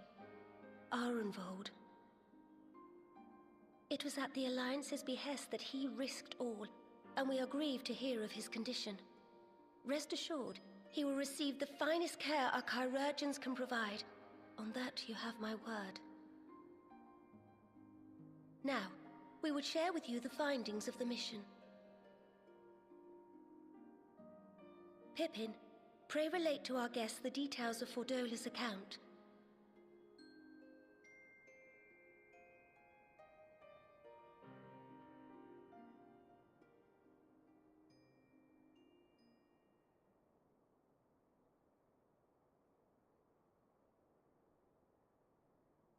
First Bahamut, now Ifrit. Or Lunar Ifrit, as Fandaniel would doubtless have it. 'Tis now all but certain that the towers were conceived to facilitate the summoning of primals by those imprisoned within. Less certain is the means by which the Telophoroi constrain the wills of said entities to enact their designs in defiance of the pleas of their victims. Mayhap they do not. If mere proximity to the towers is enough to make loyal servants of the Empire's mortal enemies, it stands to reason that the same is true for those held captive. They invoke their gods for the good of Garlemald, and in their disturbed state of mind, summon a primal whose form reflects their own alteration. It all begins to make sense. Upon closer inspection, I realized that the towers bear a striking resemblance to a much larger structure which Urianger and I observed from afar during our visit to the Imperial capital. Assuming it too is capable of tempering those in its immediate vicinity, it would go some way to explain the swiftness with which the Telophoroi managed to rally so many Imperials to their cause.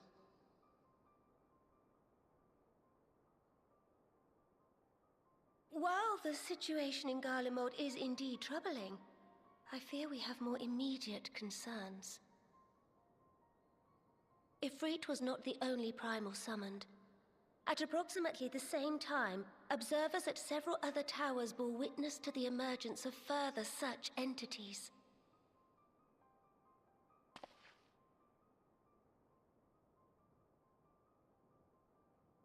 For a blessing, none appear to wield aught approaching the destructive power of Bahamut, and the Grand Companies are moving to deal with the threat even as we speak.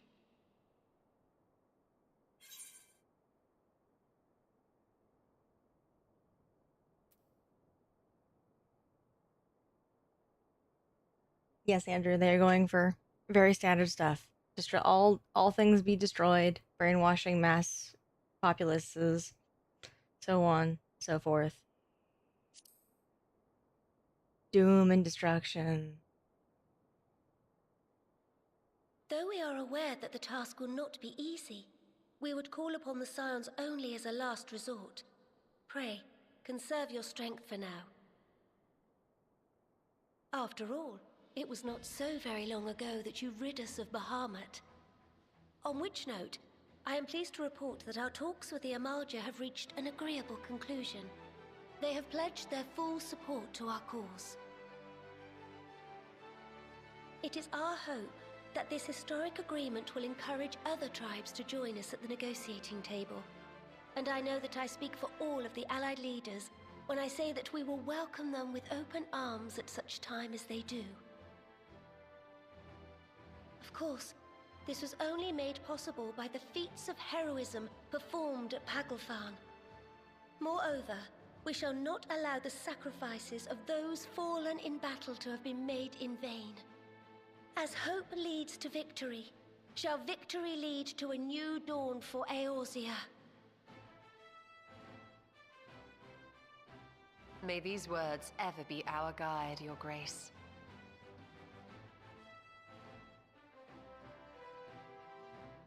Now, if you will forgive me, I must consult with the Syndicate on the matter of our new allies' integration. Till next we meet, my friends, I bid you safe travels and blessed respite.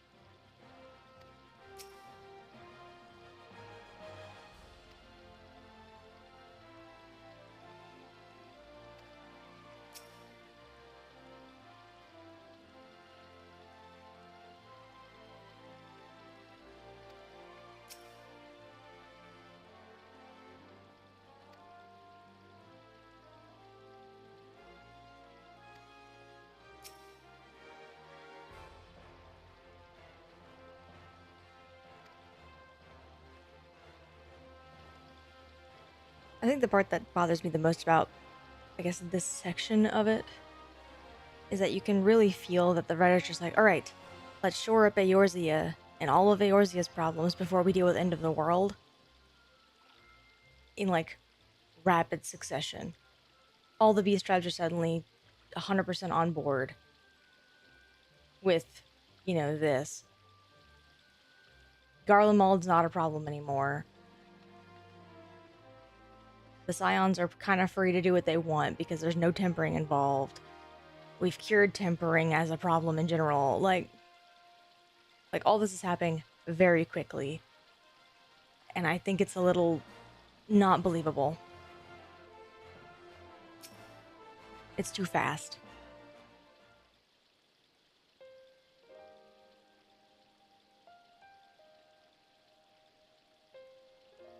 Like, we're dealing with delicate political things and prejudices that have been around for generations.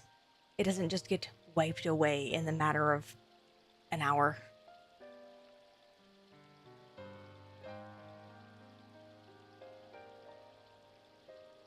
Sure, but then all of the Amalja agreed to meet with Ul'dah at the table, not just the ones that were at Pagothon.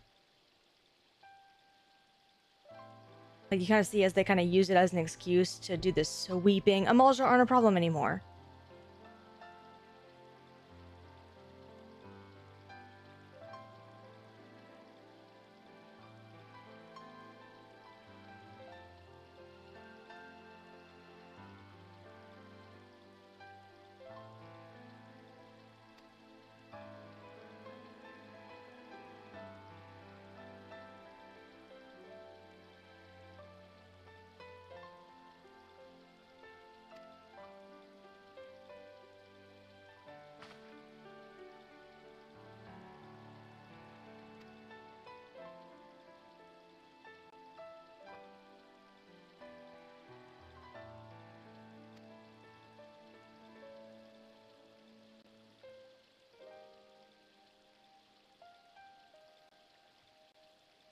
Oh yeah, no, they're definitely ganking the characters around to suit the plot. They needed the plot to go slowly. Yeah. When they were dealing with Elidibus. Hey Adonis, thank you for the raid.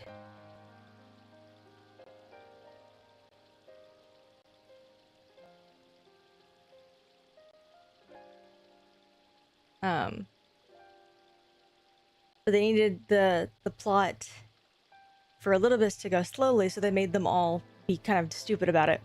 But here, no, we need plot to happen. We need to wipe all of these problems of Eorzea out of the way rapidly before the new expansion. And so now, nope, we're gonna figure out the towers not immediately. We're gonna figure out Fandaniel's thing immediately. He's just gonna tell us. We're gonna get rid of Lunar Bahamut immediately. Like, it's wild. Quick, we need to get to the end of the world plot. All this extra, like, political maneuvering is in the way. Who needs a believable world? Not me.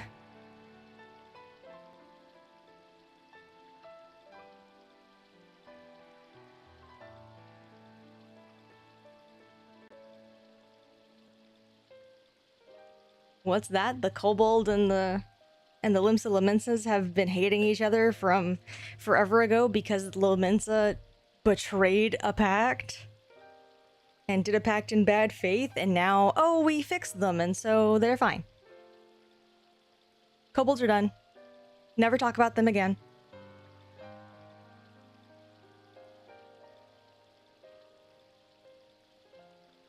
Oh, I see.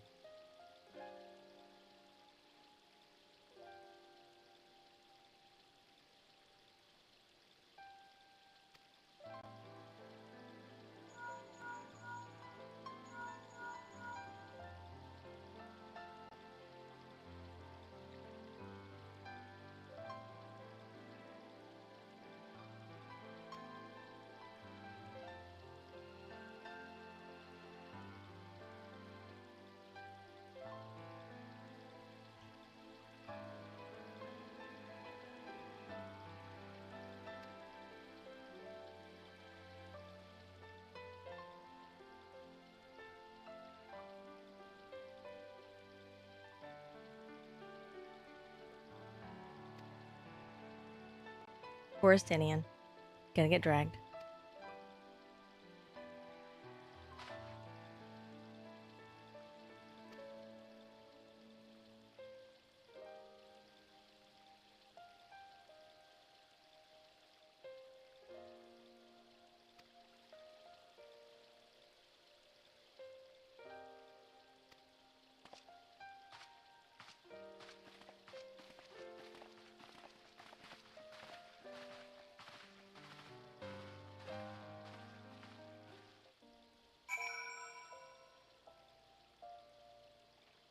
Yes, he is also hanging out because Alphino's in a mood. He's gonna watch over the kid.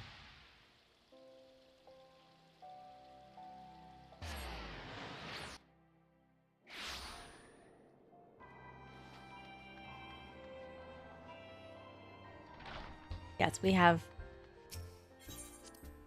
the two heroes, and I guess they're roadies.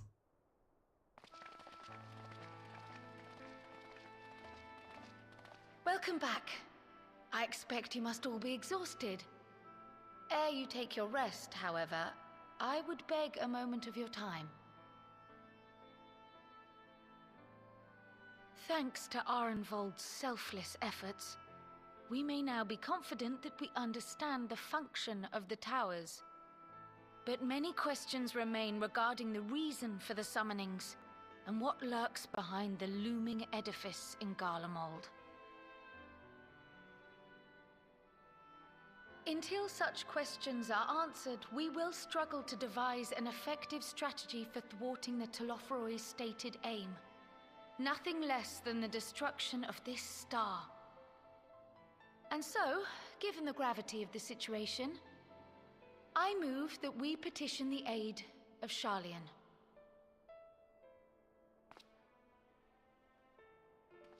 "'Tis possible the ancient knowledge preserved within our archives may hide a clue to our enemy's methods. But given Sharlayan's established policy of non-intervention, our former colleagues are not like to aid us in its discovery." Oh, I well remember what they're like. The Forum's barefaced refusal to assist you in the days prior to the calamity must rank as Sharlayan's most shameful act since the Exodus. But were the final days to be reenacted, it would spell doom for us all. Surely even they cannot turn a blind eye to that. I trust we are all of the same mind on this matter. Urgent as it seemed, I took the liberty of petitioning the Alliance for leave to act as Eorzea's emissary, and have since received their blessing. I presume your role as a student of Baldessian will carry some weight with the Forum? One can but hope. If truth be told, our organization has been a shadow of its former self ever since the disappearance of the Isle of Val. But the name does still retain some degree of prestige. I only pray it will be enough. If there are no objections, I shall depart for Sharlayan at once. But before I do, I should also mention the other matter to which I would devote some time during my stay.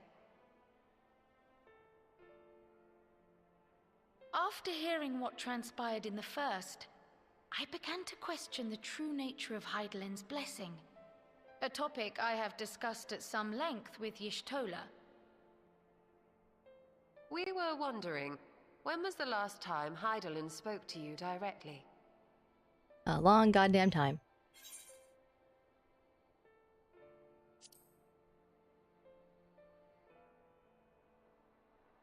When you regained her blessing, was it not?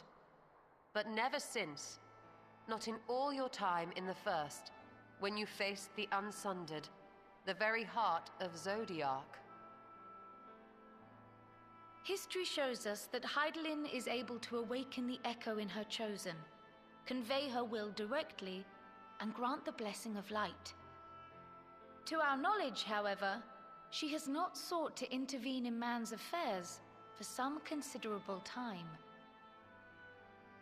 Might not the explanation for that lie with her choice of champion? Mayhap she is content to trust in her judgment. Mayhap she is. But following my initial discussion with Kryl, I made inquiries of my own, and as far as I'm able to tell, Hydaelyn has not made her will known to anyone. During my time in the First, the Oracle of Light spoke to me through Reen. But that was not the will of Hydaelyn. It was Minfilia herself. Indeed. And while she and Hydaelyn were inextricably linked, Minfilia yet acted of her own volition. A messenger, yes, but one who spoke with her own voice. I wonder, could Hydaelyn's silence suggest the presence of some disruptive force, perhaps? Some obstacle to communication? While I share Urianger's high opinion of your conduct, I see no reason why she would deny you her guidance altogether. Then again, who am I to say? The fact is, we simply don't know. But if the explanation is to be found anywhere, I can think of worse places to look than the archives of Sharlayan, and their research on the Ethereal Sea in particular.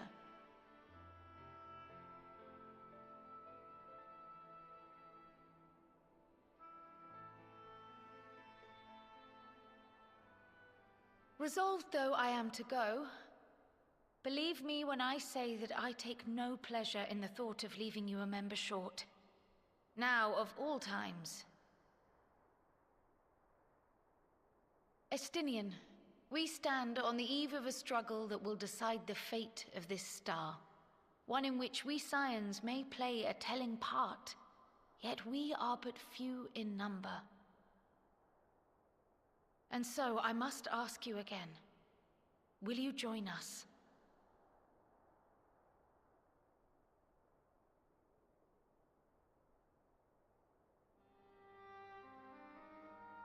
You see the world the way you want it to be. I see the world the way it is. You are idealistic to a fault. But I know you would never turn your back on those in need. Never close your eyes to their suffering. And somehow, your deeds lend truth to your words, giving the lie to my doubts in so doing. I have seen others draw strength from your belief. In Ishgard, in Alamigo. You inspired them to stand up and fight. To win, no less. And even when you lost those you held dear, you carried their spirit with you and made their memory your guiding light. The burden of so many hopes and dreams would be too heavy for most to bear.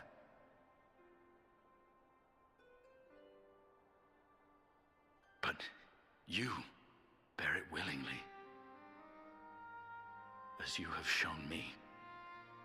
Some dreams are too important to let go. If you have need of my strength, it's yours. After all you've done, how could I refuse?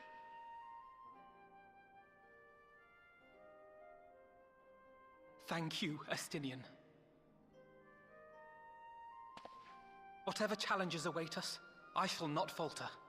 You have my word.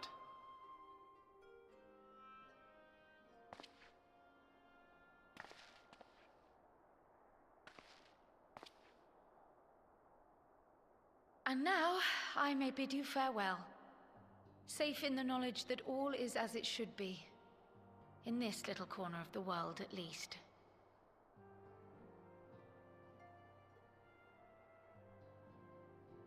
You will be sorely missed. Tread warily in Sharlayan, and do try not to let the Forum embroil you in their politics. A forlorn hope, I know, given the individuals involved. I shall do my very best. Farewell.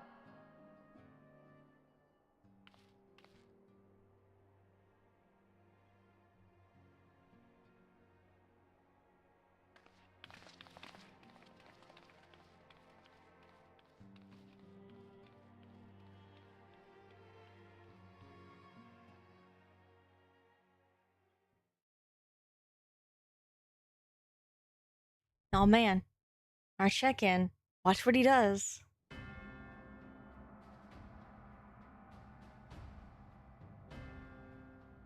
Oh man, he can't find out what to wear. None of these are the right ones. I can't go out looking like this. Well, does this one meet with your approval?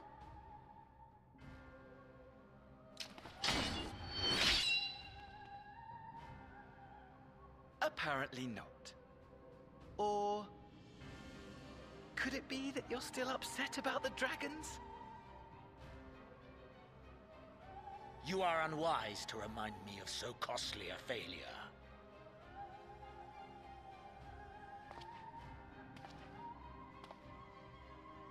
It will not affect our plans, I trust. Oh, hardly at all. Though, admittedly, the chances of us being able to procure any more Mericidian dragons are rather slimmer following Tiamat's reappearance.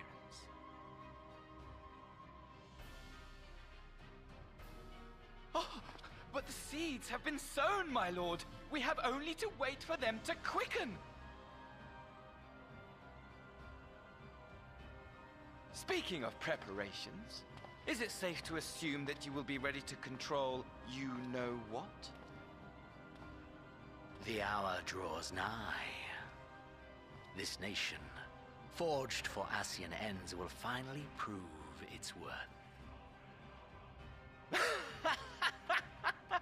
A mighty empire, now no more than an instrument of this star's destruction. What a pleasure it will be to put it to use. Which brings me back to our earlier topic.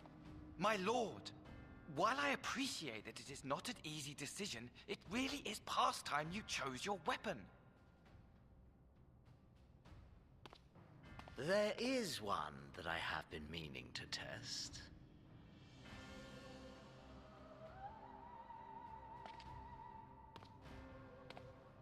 Well, well, not quite what I was expecting.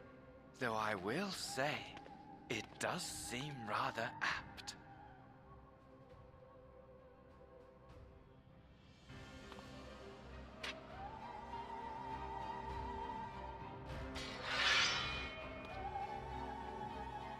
Oh, we don't get to see his wardrobe change.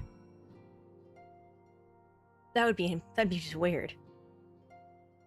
All he did was wander around going, ah, oh, not this one. No, that's the wrong color. Does this match my eyes?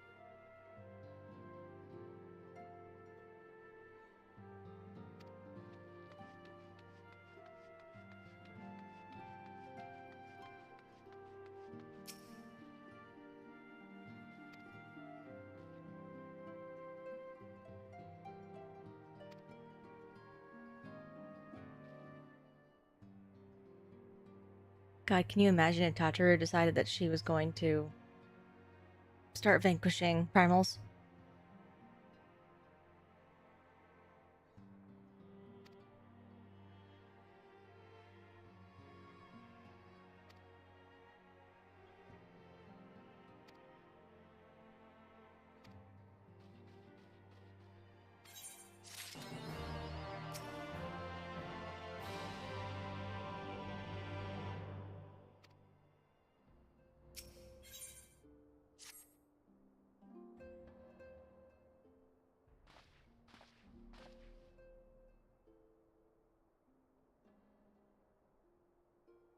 Yes, I totally rest in the 2 seconds between conversations.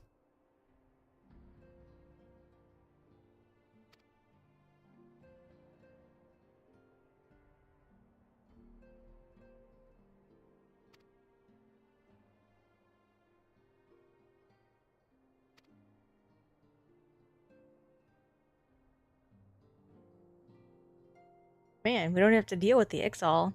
Nope, they're fine. Ixal, not a problem. Wave, wave.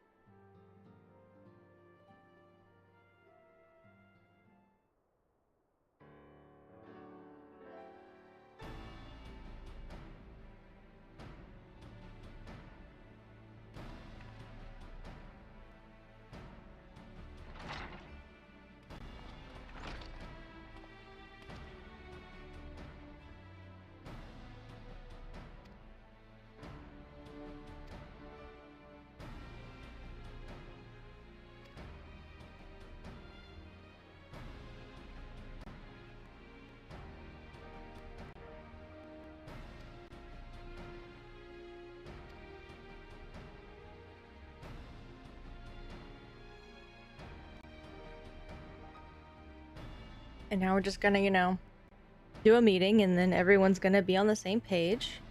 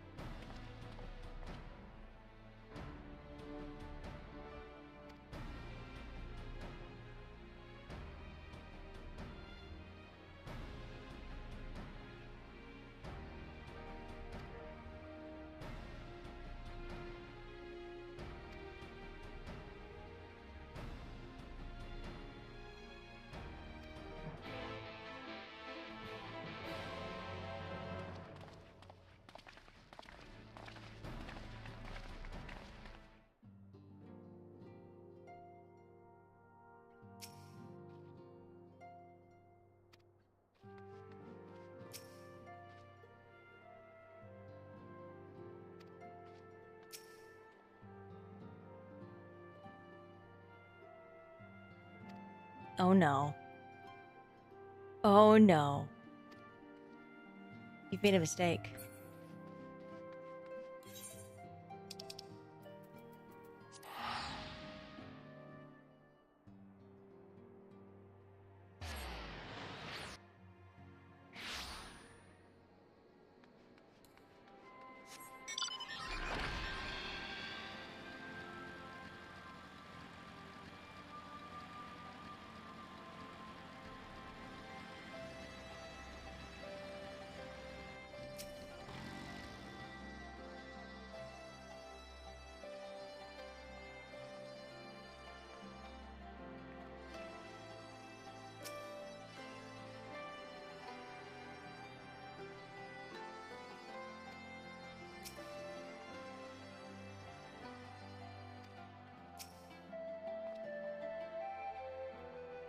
There it goes.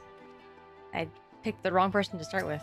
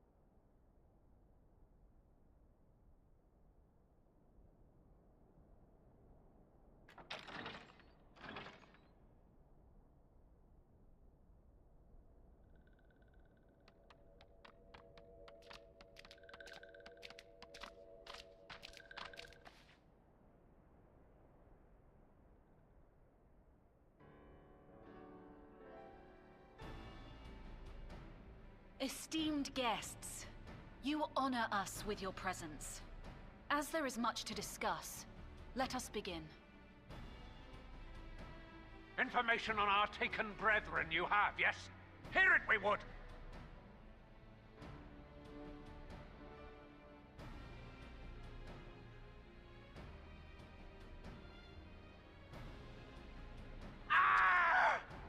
Beyond forgiveness these featherless ones are! With rivers of blood shall they pay. Freed our people must be! We too would see your kin liberated. But ere we attempt their rescue, we must first find a means to negate the risk of tempering. Without that, we will be unable even to approach the towers, let alone contend with their defenders. If all else fails, I've always found cannonballs quite effective. And what of the prisoners? Would you see them slaughtered? Think for a moment. Ponder, consider, think. If Merlwyb truly intended to bombard the towers, she would have done so by now. Remember, we came here to find a solution together, did we not?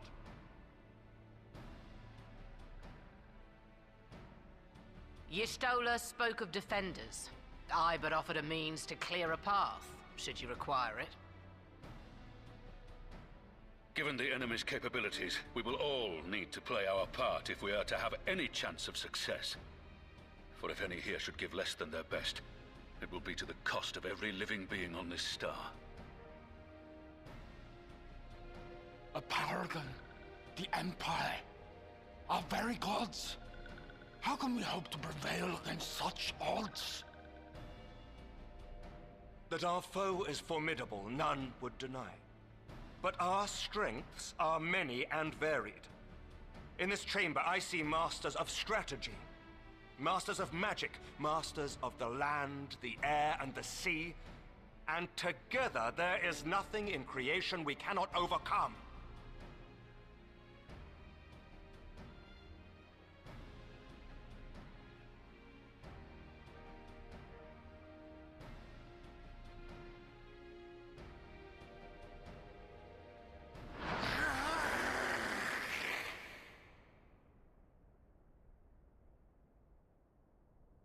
I beg your pardon?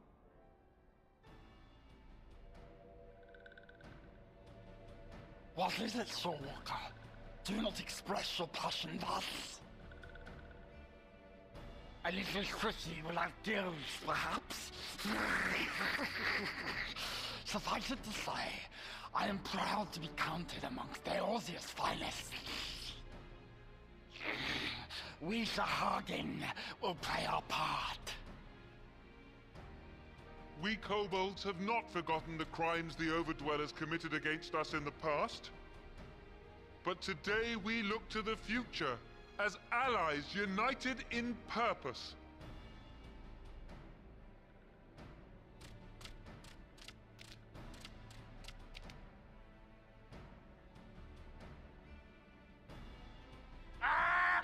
Make mock of the Ixal, the Paragon does!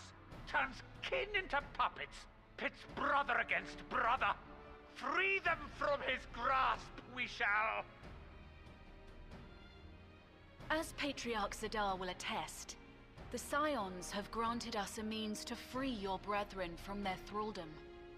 This boon we will gladly share, that your people might never be enslaved again. We accept! We accept! Praise me!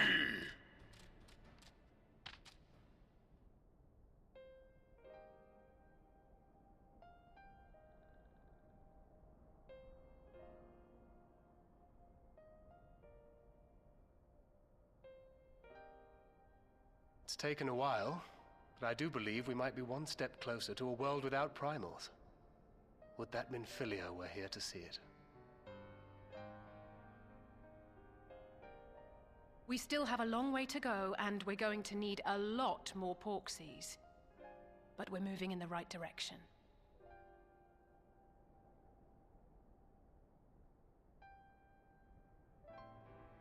If I may have your attention, there is one other point I would like to raise.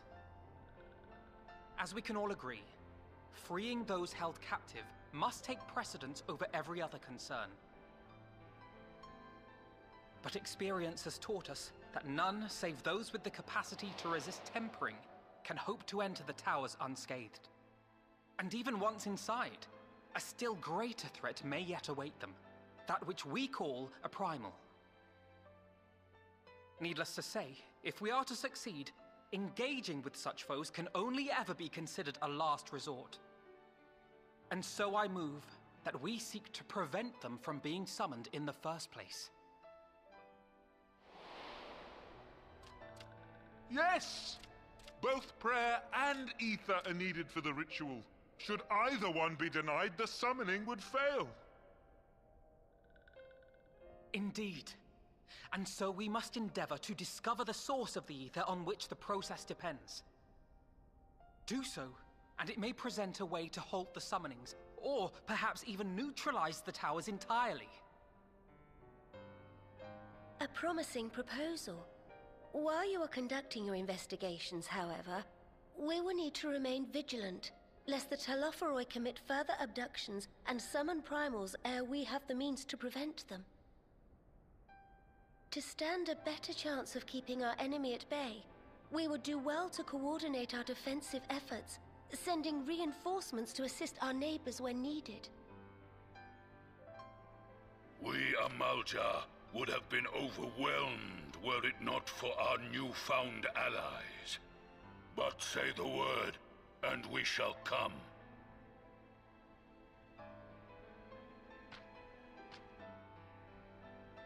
I see we are all in accord. But what are we to call this proud fellowship of ours? I submit that the honor of naming it should go to the scion whose brave efforts have done so much to unite Eorzea. What say you, my friend? Remember that idea that Alphino had at the end of Realm Reborn?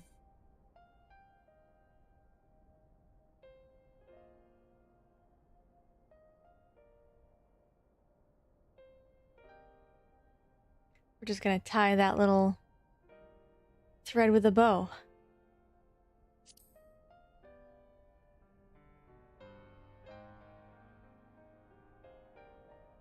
But that's the name I... Hush, Alphino. A fine choice, for there is none here who does not love Eorzea. Aye, in that we shall ever be united. United in our gratitude for the realm that gave us life.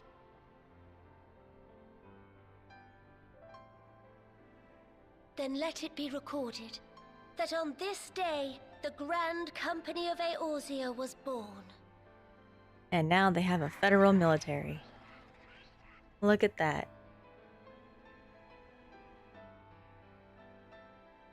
And so all the problems of Eorzea go away. But just like that.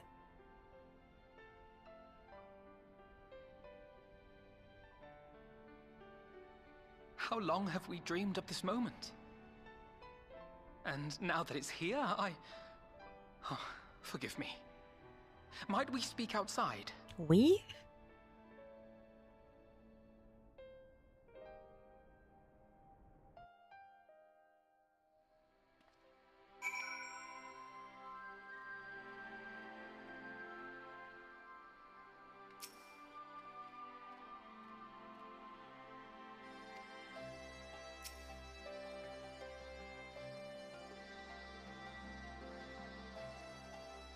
Yes, Alize, 'tis a pity.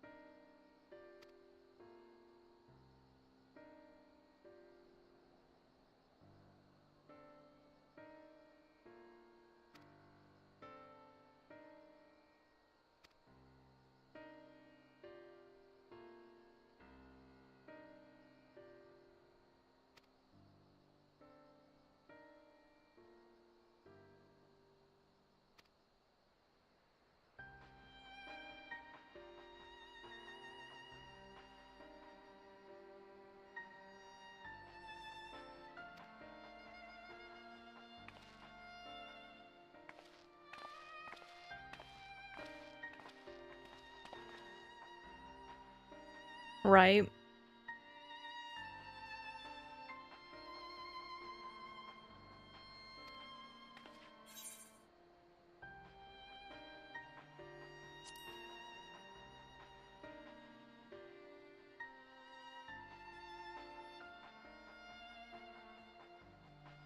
Yes.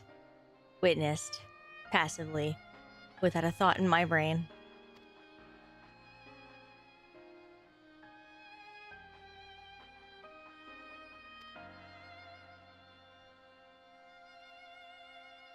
The one brain cell was asleep that, I don't know, 3 weeks.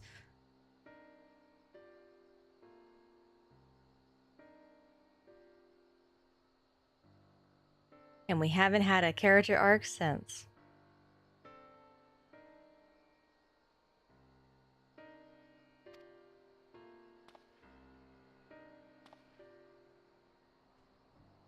We got one good one where we learned to question whether or not we should say yes.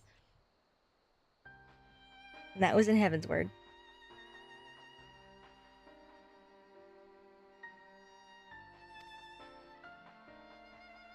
Do we say no here? Nah. That's true. Our character is now more willing to be like, nah, I'm not okay with this. No, I don't like this. No, that's a stupid idea.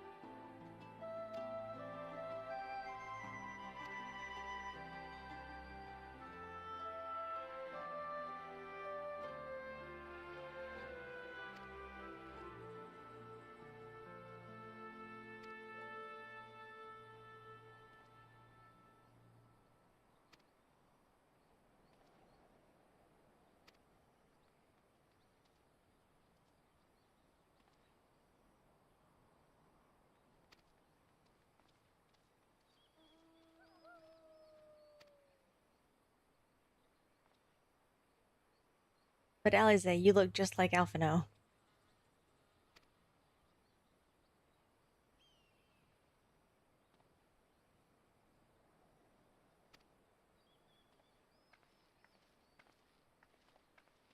Red Alphino.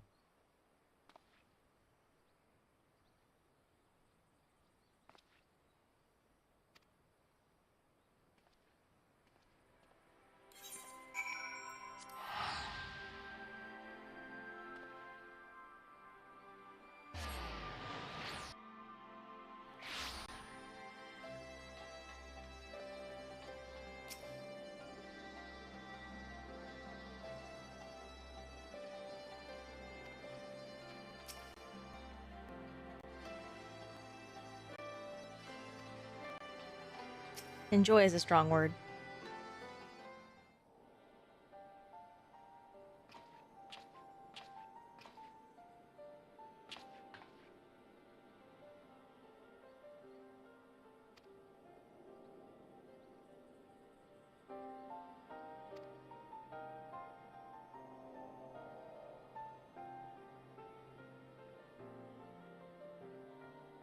Tolerate their existence.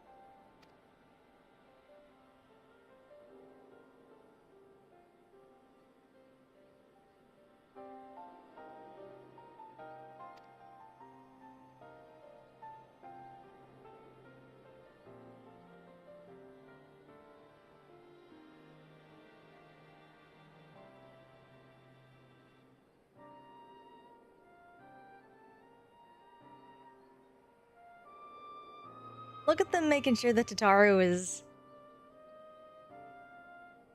just continually just the best. She literally just goes, "No, get out of here. No, you're not the right one." How much do you think that she turns away every single day?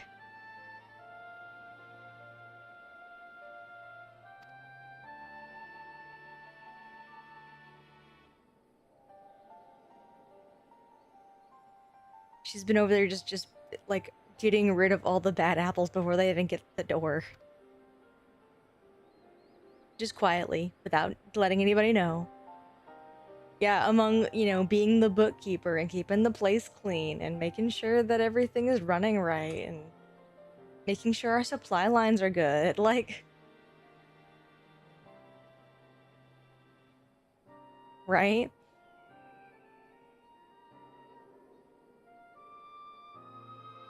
Yes, she is a logistics master.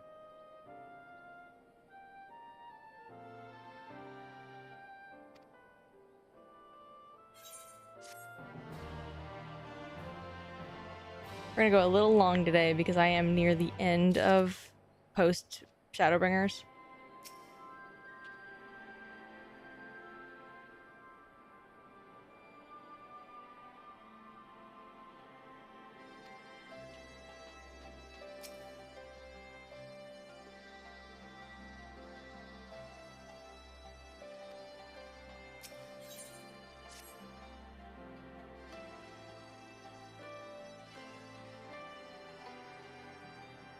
Yeah.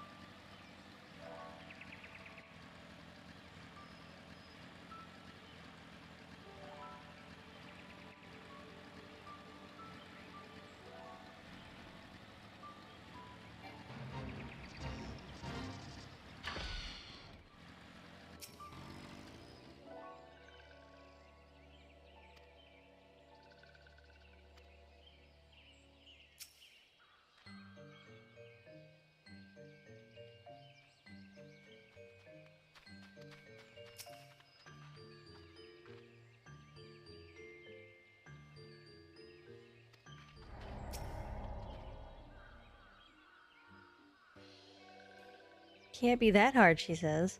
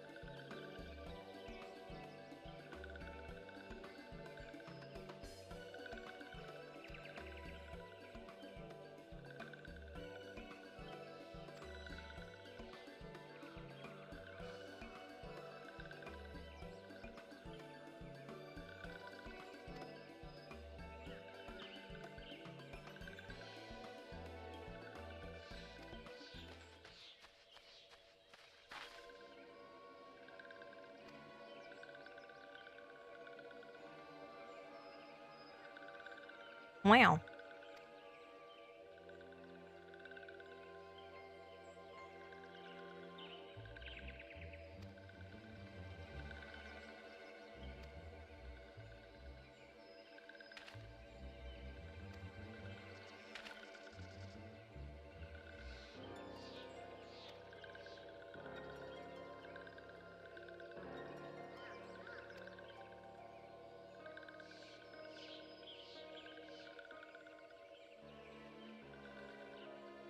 We get to meet their dad.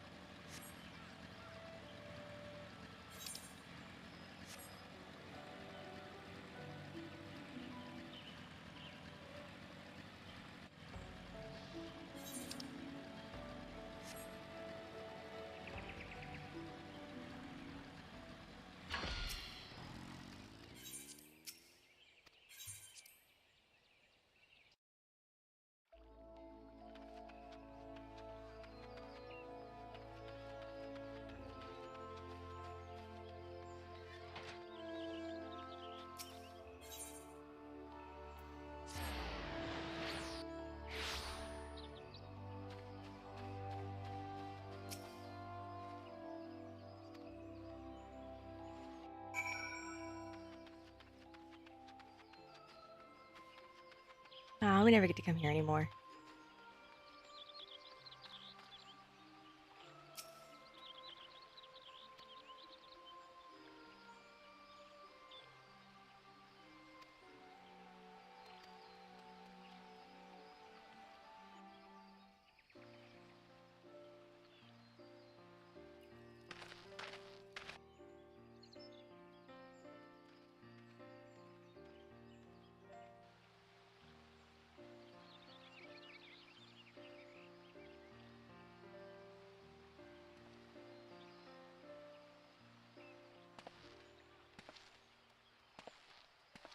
Elder Seedseer, I thank you for granting me this audience. I am Fortuno Levea, here in my capacity as representative of the Forum. It is I who should thank you, Master Fortuno, for journeying so far and so swiftly. Would that our first meeting could have been under happier circumstances.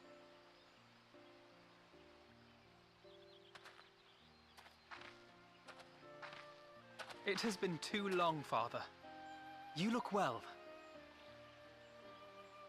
As do you both. Ameliance will be glad to hear that you are taking care of yourselves. How is Mother? She misses you terribly, of course, but is otherwise a picture of health.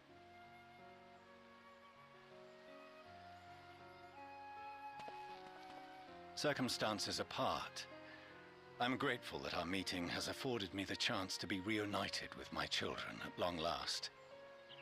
And I believe I also owe you thanks for the hospitality you showed my father, BLUESKY, during his sojourn in Eorzea.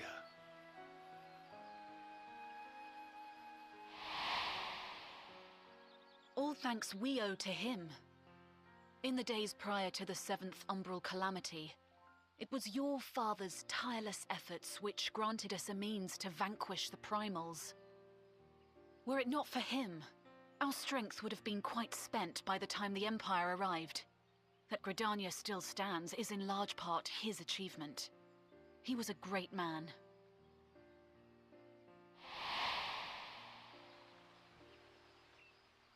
he would doubtless have been moved to hear you say so.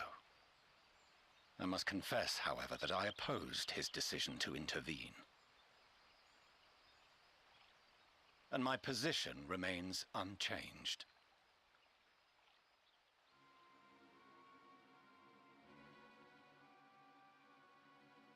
To chart the course of history, not to change it. I am familiar with the Sharlayan stance. It is more than that. It is our way of life, who we are. But I came here not to deliver a lecture, but the Forum's answer to your request. Sharlayan will under no circumstances intervene in the conflict between Eorzea and the Garlean Empire.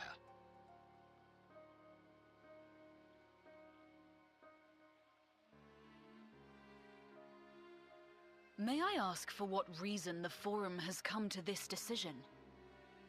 The final days spell the end not only for Eorzea, but the entire world. The final days? Pray spare me your hyperbole. This conflict is no more than the latest in a series of petty squabbles between yourselves and Garlemald, one in which Sharlayan will take no part. If the final days were truly upon us, we would know. Father, you must ask the Forum to reconsider. You may feel safe on your little island across the waves, but if you imagine the Telophoroi will leave you be, you are mistaken. They mean to kill us all, themselves included. Alphino is right. We have seen what the enemy is capable of, the lengths to which they'll go. This is no time to turn a blind eye. If Eorzea falls, so too will Sharlayan. So if you truly love our homeland, you will join us.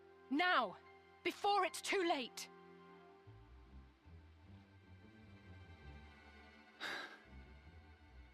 I thought you knew better than to raise your voice to your elders. It seems I was wrong.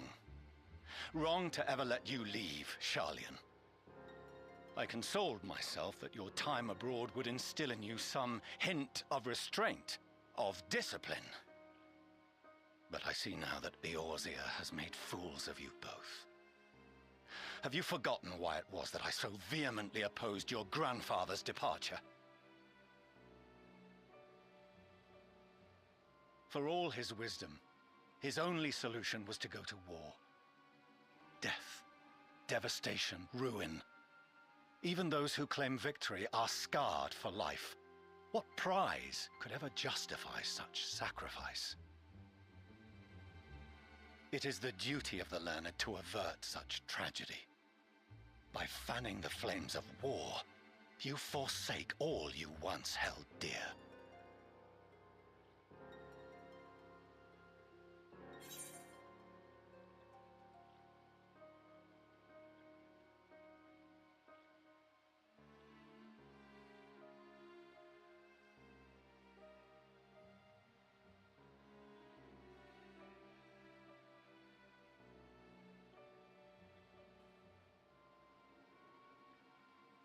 What are we thinking? It's all the same answer. Our character has a stance. We can't change their stance.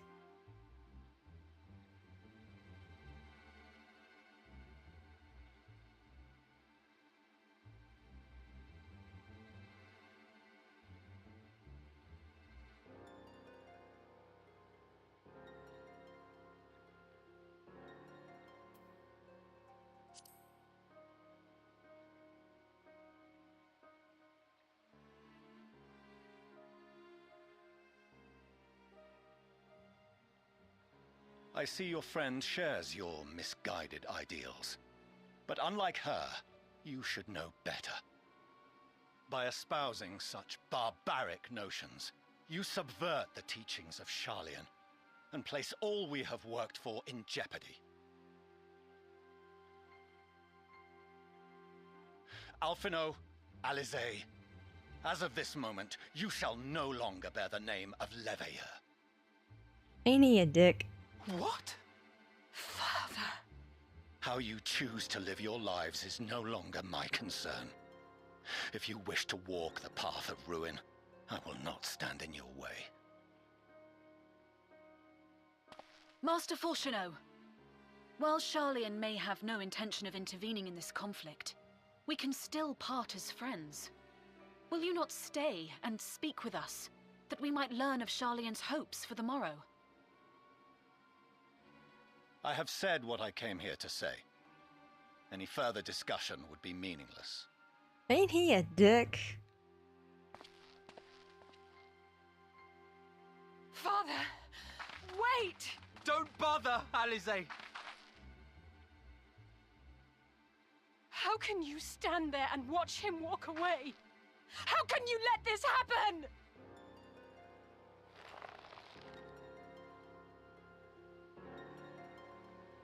Remember, they're like 16.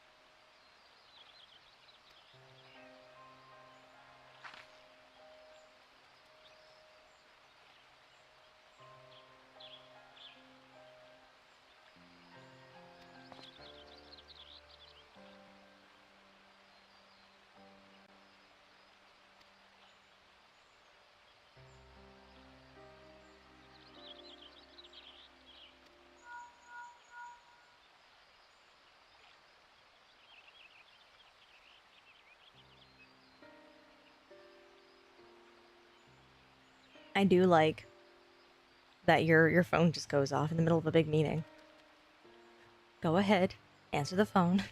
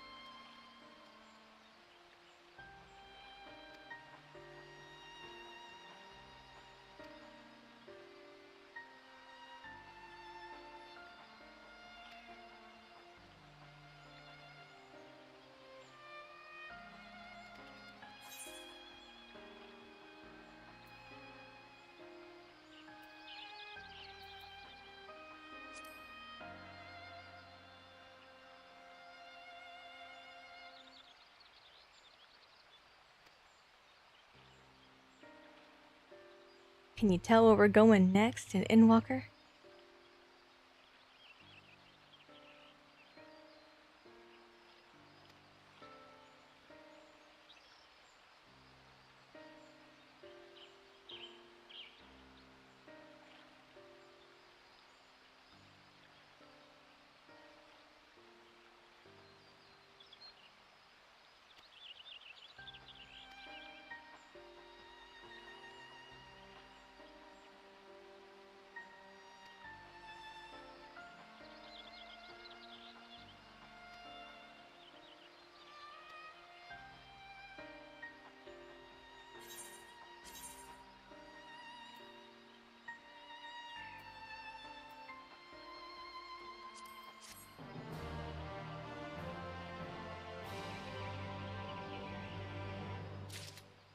I got muffins.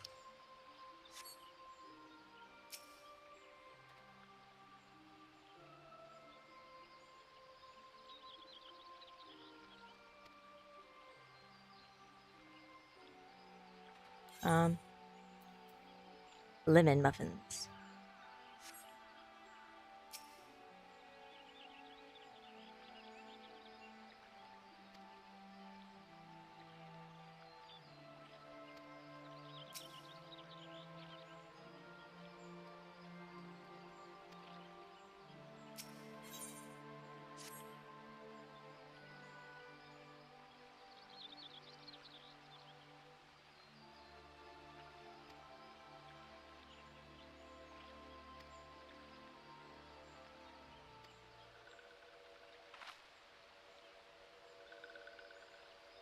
I like cinnamon.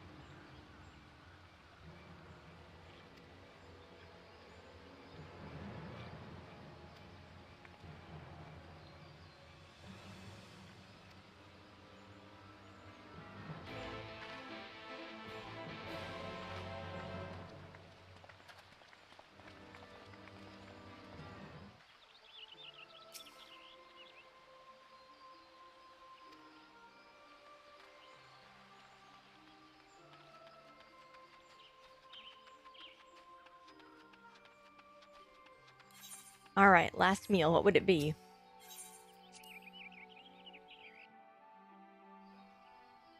We're talking about end of the world and food.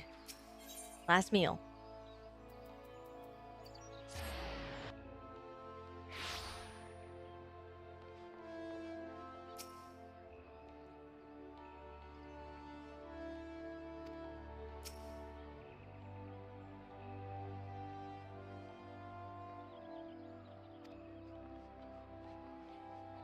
Oh my goodness.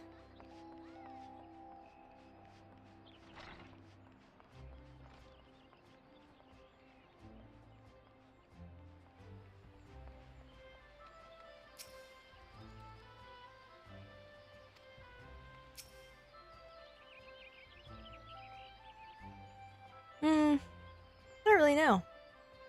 Probably something I could never afford otherwise. Like I just blow all my money on something very extravagant. Because the world's ending, right? Who needs my money?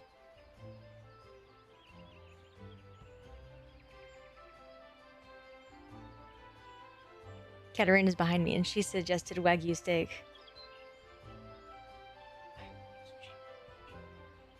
Oh, she's clarified. I should do Wagyu steak. She wants really good sushi.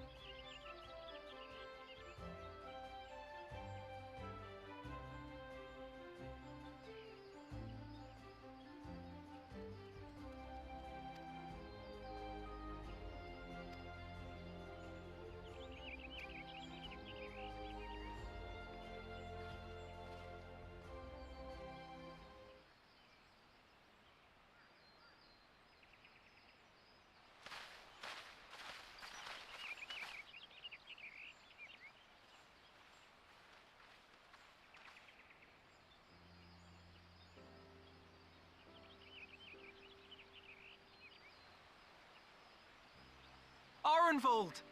I can't tell you how good it is to see you.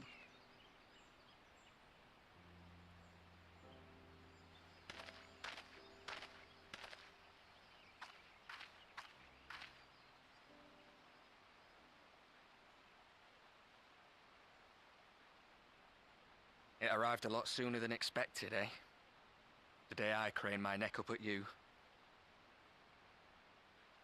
Only because you're sitting down. Unless...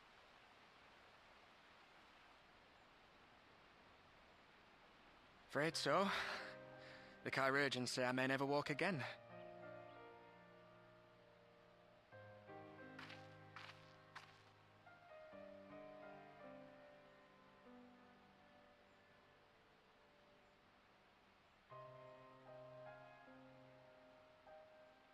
Come on, Alfino, it could be worse. Besides, I didn't come here to dampen the mood. Quite the opposite. All I've ever wanted was to fight for a cause I believe in. But my fighting days are over. So I want you to fight in my stead. Be the hero I can't.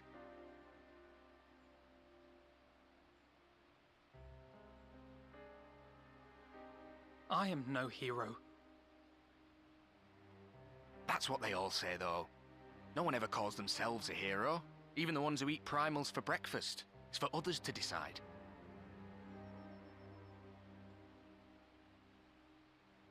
Look, Alfino. You already are a hero. To me and countless others. We see you doing your damnedest to protect us all. And you're not alone, are you?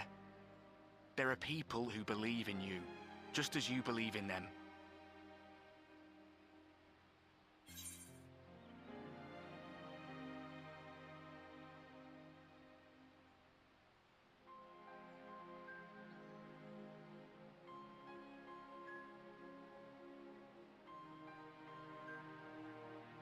Look at the writers doing more and more of this. No, our character has made up her mind.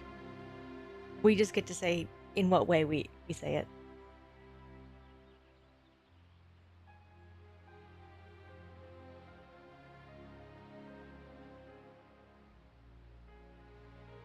More and more this character is more of a character.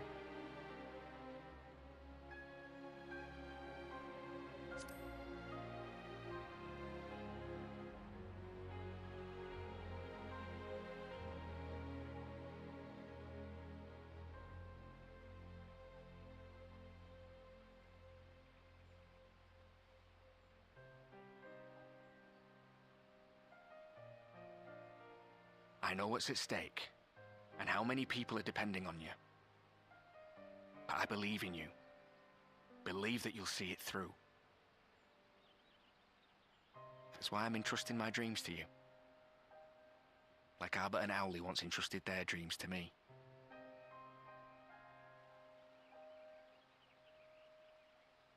There was a time when I would have borne the weight of such expectations without a second thought. But now, I know just how heavy that burden can be. To tell the truth, I'm beginning to wonder if I chose the right path. Sacrifices will inevitably be made for the sake of the ideals I uphold. Maybe I am not the person I thought I was. The person you think I am. I wouldn't presume to tell you. But I will say this. In spite of everything, you've come this far. The road ahead might not always be clear, but you've never been one to give up or take the easy way out. And everything you do for others. For a brighter future. I'm proud to call you my friend. Well, I've said my piece, so I'll let you go. I know you've got more important things to be doing. Just give what I've said some thought, all right?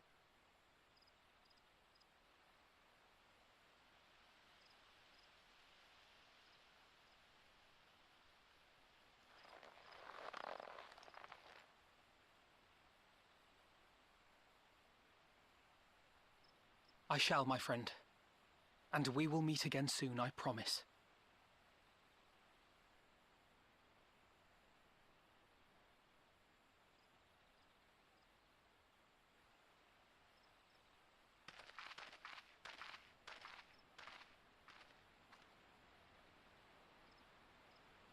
Nothing left for me to do but wave and smile.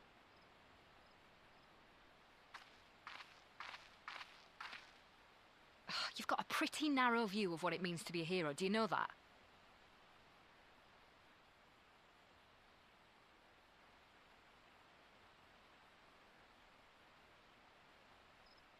You think they're all forged in the fires of battle? That it's all about being brave and killing villains? Alphino and the others will carry on their fight. But theirs isn't the only one.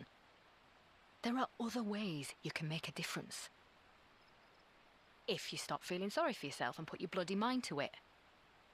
Ain't she awesome? The best thing that came out of Stormblood. There's not much chance of me living the quiet life with you around, is there? If you're content to twiddle your thumbs thinking of what might have been, that's your lookout. But I reckon you've got some fight left in you. Right. And I reckon you might be right. If there's a way I can still help my friends, I'll bloody well find it.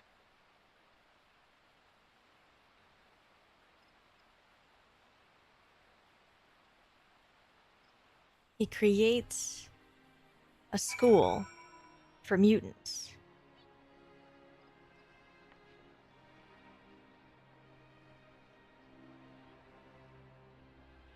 Katarina just threatened me for that joke.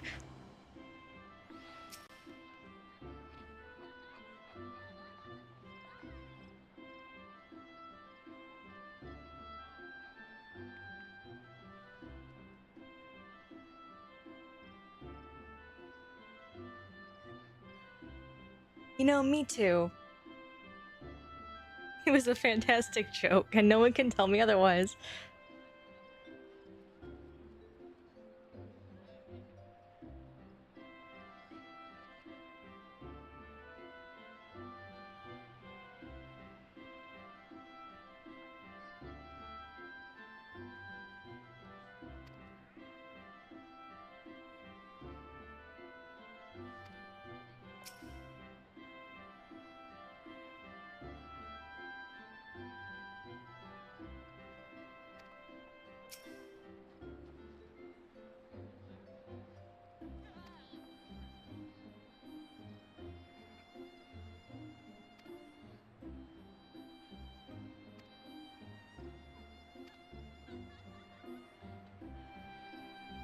Several cutscenes will play in sequence. And checkpoints in the battles, everything.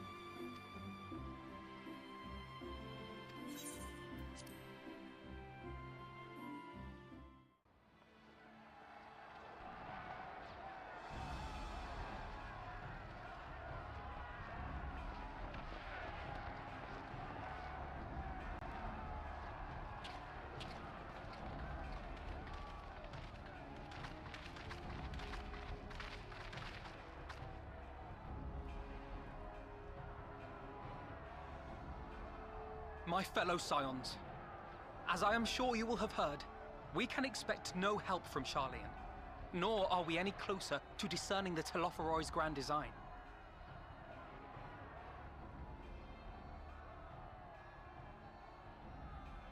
And now, our adversary moves against us in unprecedented numbers, compelling us to answer in kind. The outlook, in short, is bleak. Yet though our foes are many, and we but few, we may still tip the balance in Eorzea's favor. Of course. We will do what we always do. Deal with the ones our allies can't. A less than daunting prospect, judging by your expression. Could it be that you've dispelled your lingering doubts, Alphino?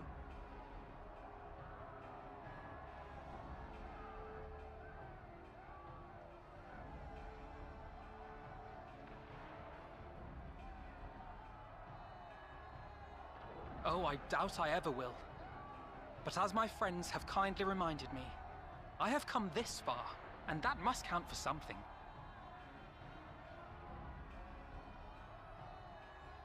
Gods be good, Alphino. That's what we've been trying to tell you all along. For one so bright, you can be remarkably dim at times. There is such a thing as overthinking, you know.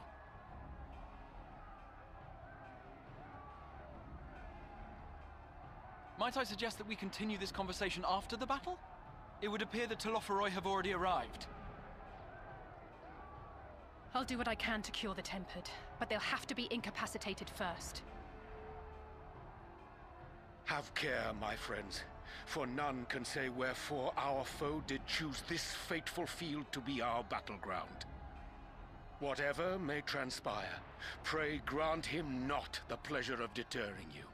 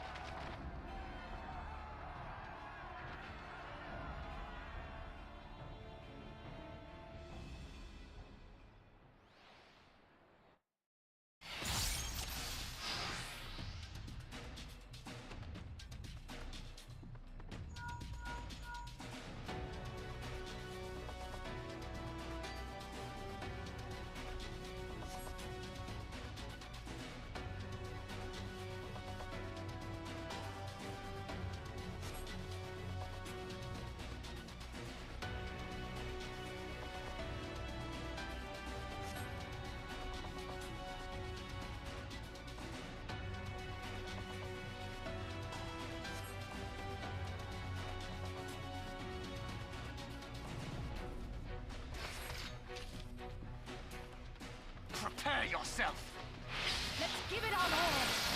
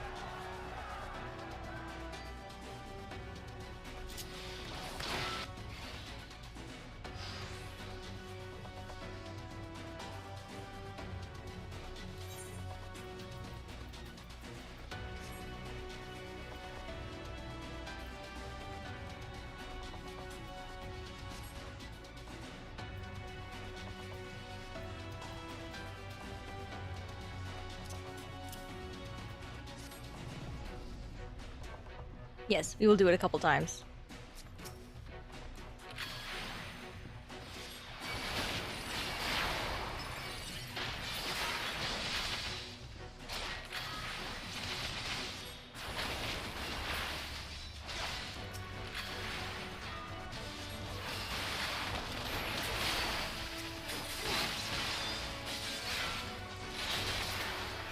Allow me.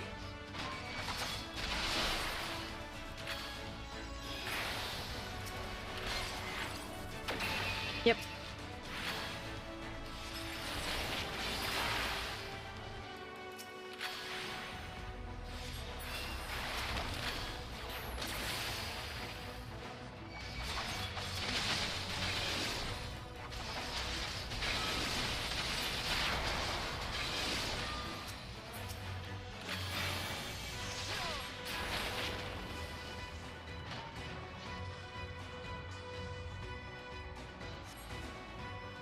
Just the beginning.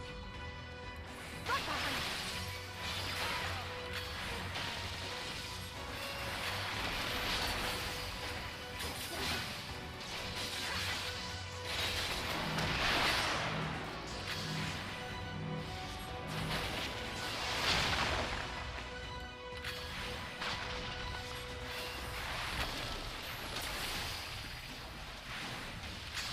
I'm used to how actual red mage runs.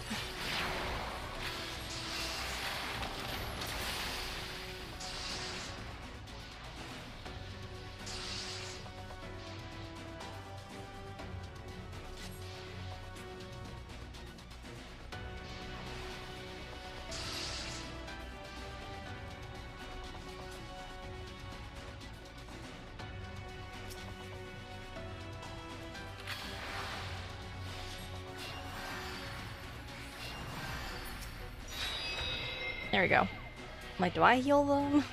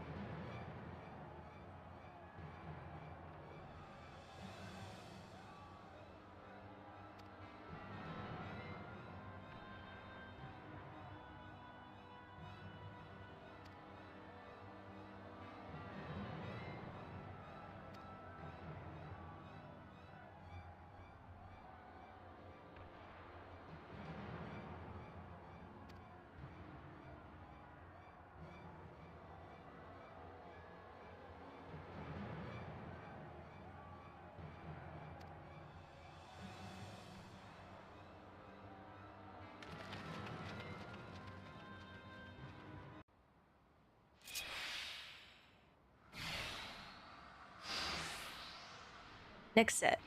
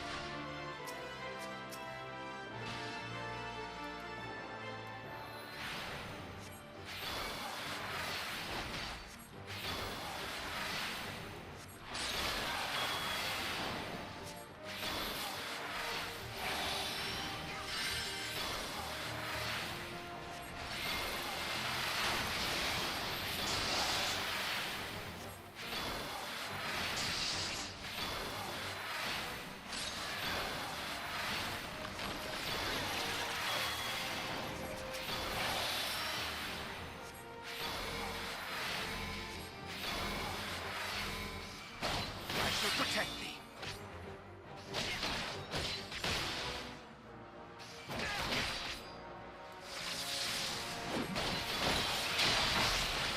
That's bullshit.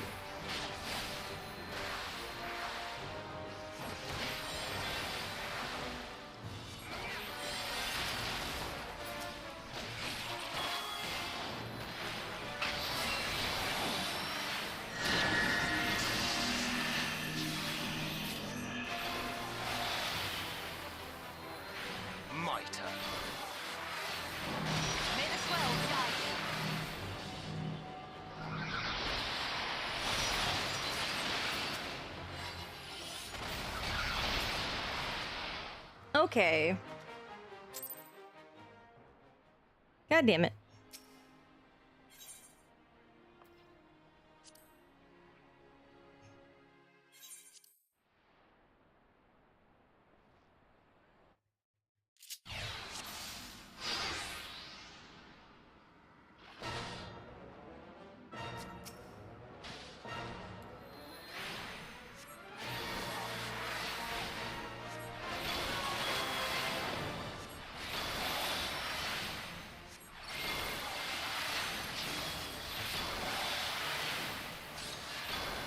yeah, they gave checkpoints for this reason.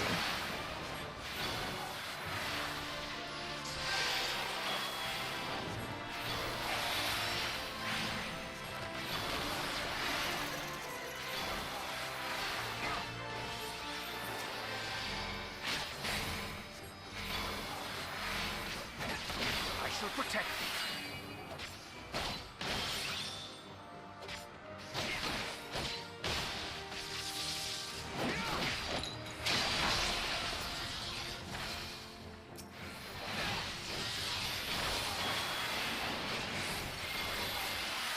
Oh, whoops.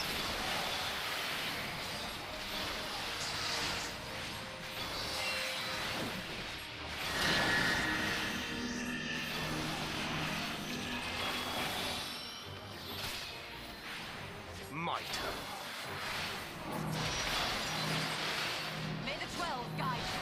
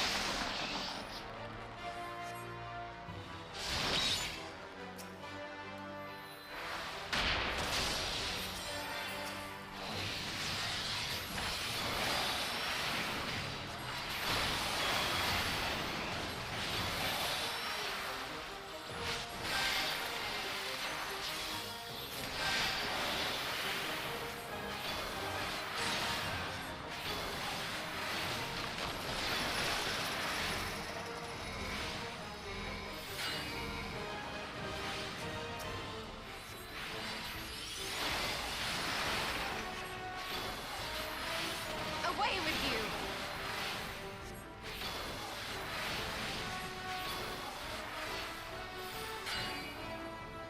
There we go. Order of operations.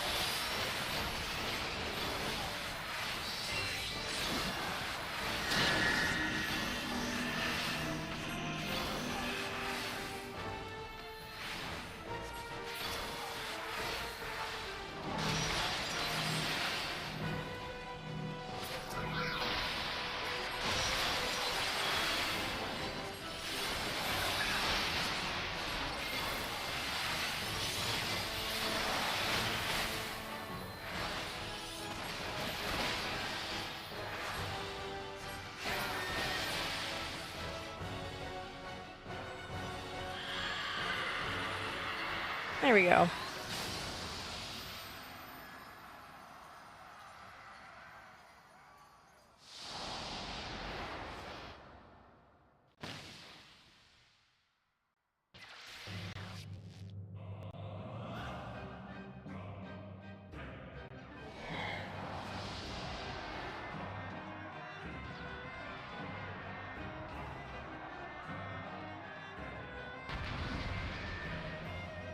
Guys, look at all of the classes that you could possibly play.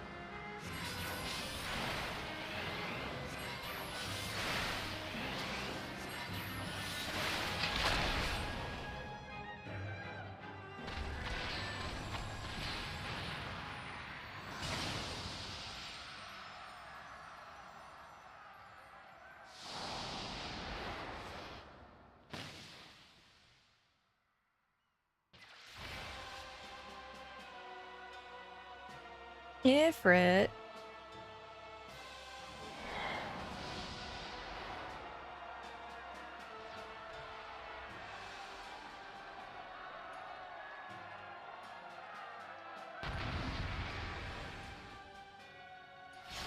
Ah, I'm back in my body with my skills, my abilities.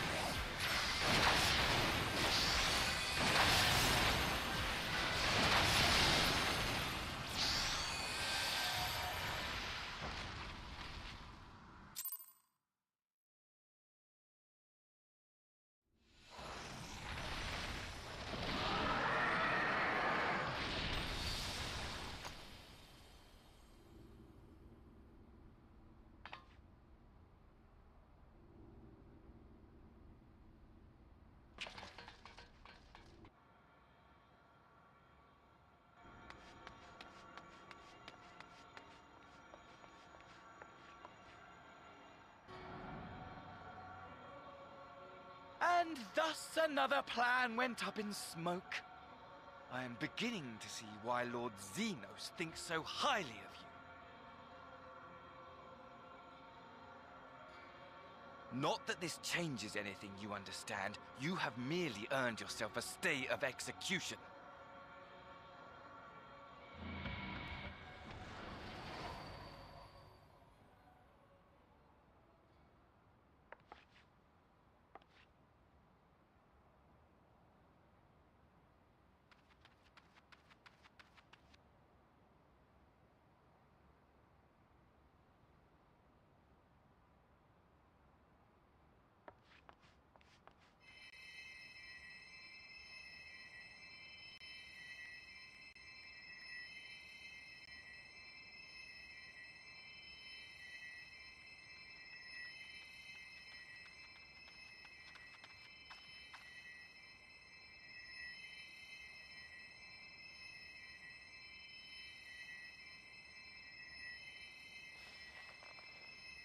Glory be to Garlemald.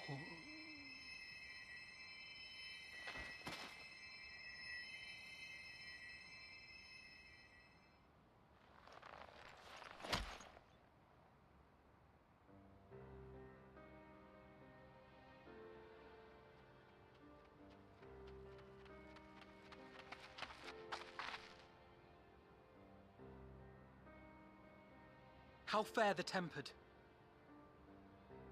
We've treated as many as we can, but some were beyond help.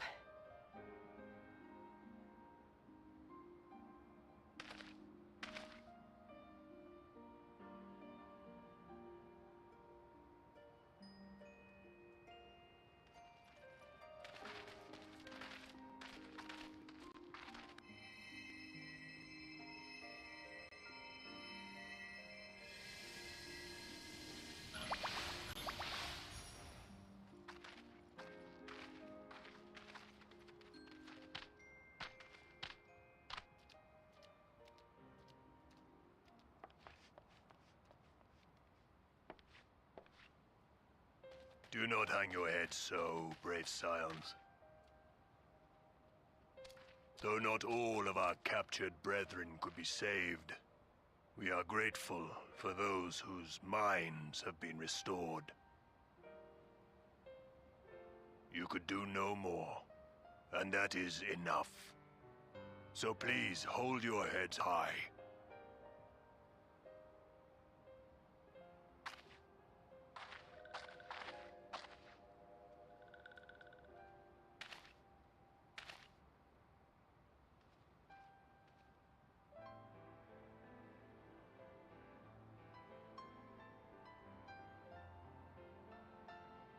Should have been quicker, but I'll do better next time.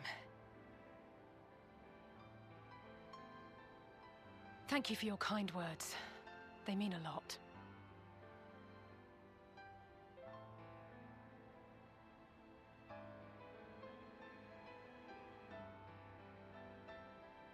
A victory at great cost, but a victory nonetheless.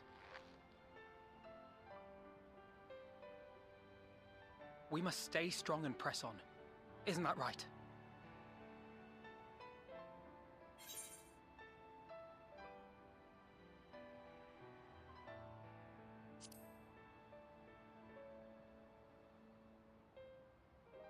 That Agreed. we will.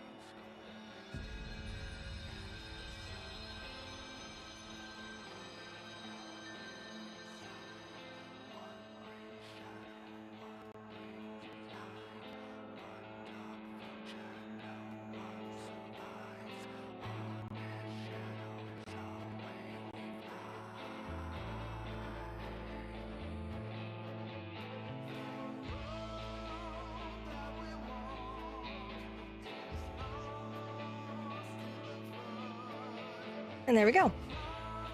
End of Shadowbringers.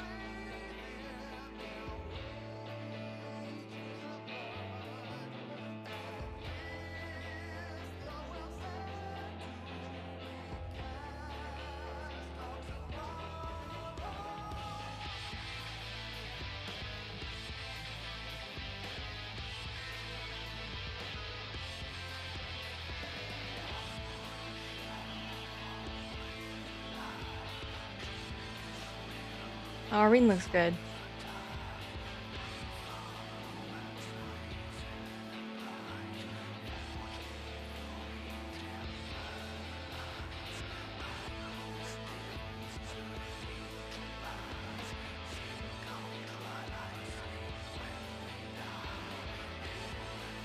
And so does Shola, because she always does.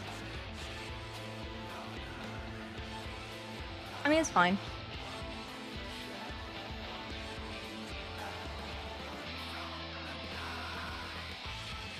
Ah, says old Graha.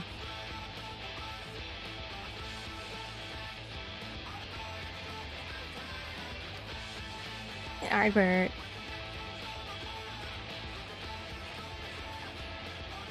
Overall, I think it's pretty good. Like, so the amount of technical polish, it cannot be ignored between Stormblood and Shadowbringers. You could tell they got a big bump in staff, you could tell they got a big bump in budget. And they used it to do more creative and high-end things with like camera angles and like the way that things are executed. In terms of like, okay, we have this idea and the technical polish to actually bring that to the screen has gone up. Unfortunately, at least for me, it doesn't really translate to the writing itself getting that much better than before. And in some ways, it got worse because we changed who the head writer was in here. But basically, different writers are good at different things. So one writer did really good with one thing, and another writer does really good with another thing.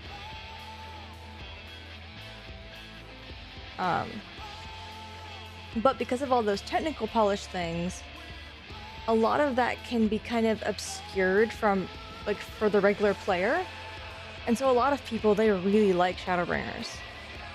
Because a lot of the weaknesses of the writing are being kind of covered up by the technical polish.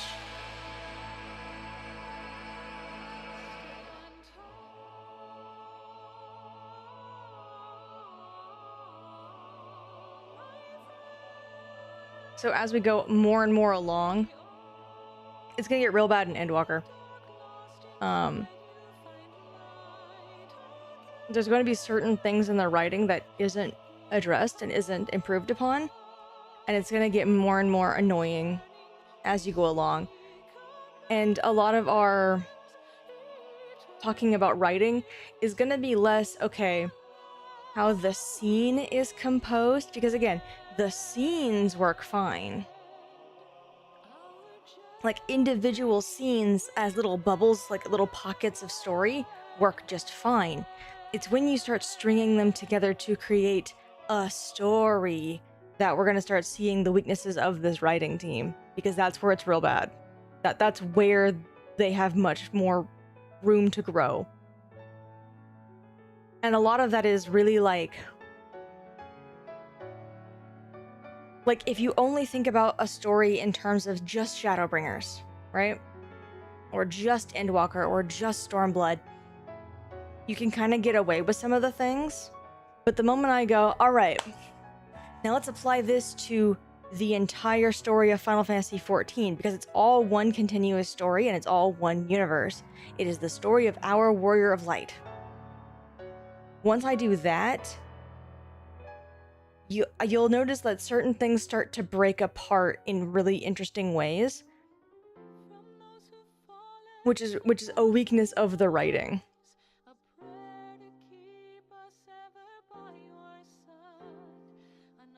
Again, we saw it a little bit here where I go, okay, for example, the Y'shtola death scene, even if the player thinks that she's going to die for the Y'shtola death scene, there's no reason why Thancred specifically would think that she died. He himself has been affected by her knowing the magic flow way back in A Realm Reborn, and it kind of bled over into Heavensward. He specifically knows what she can do. Even if they didn't physically see her cast the spell, these two people are Archons. They are experts in their field. They're extremely smart, and they've done the most rigorous education that Sharlayan has. There's no reason to believe that they would think that like by default, they would not jump to these conclusions before actually looking at the scene. I'm not saying they would never think that she dies, but they wouldn't immediately jump to, "Aw, man, she died." They would look at the scene first.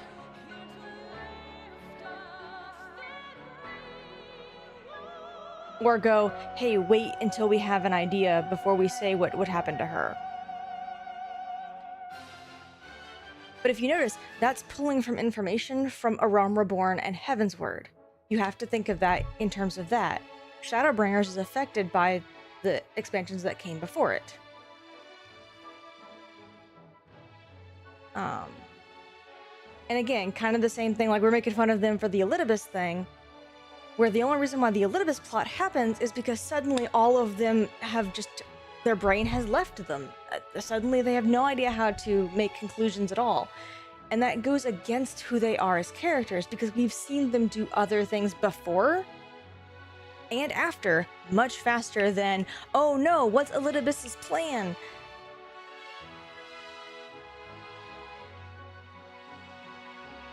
So once I start using information from before a scene and after a scene, you start to see it kind of start to crumble at the edges a bit. And again, it's going to get real bad at Endwalker. Suddenly, the things that I talk about are going to be, all right, if I apply this to 14, here's how it affects the story of 14. This is why this writing is not as good as I would like it to be.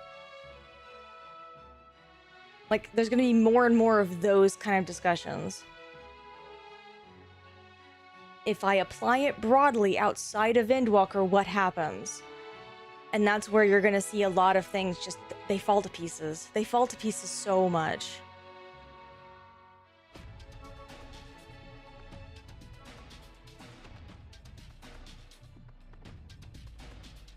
And I'm already kind of doing it with Xenos.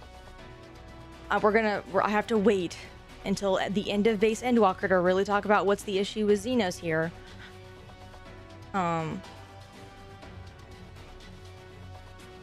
But I'm already doing it. Oh, what did Xenos do in this scene? What did Xenos do in that scene? How is Xenos operating right now? It's because I'm revving up to my big point when we finally get to the end of Endwalker. And he's only one part of Endwalker. He's really not that big of a presence in Endwalker.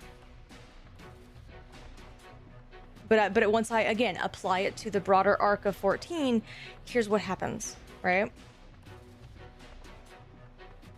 And so I'll do that at the end of Endwalker with Xenos. I just will.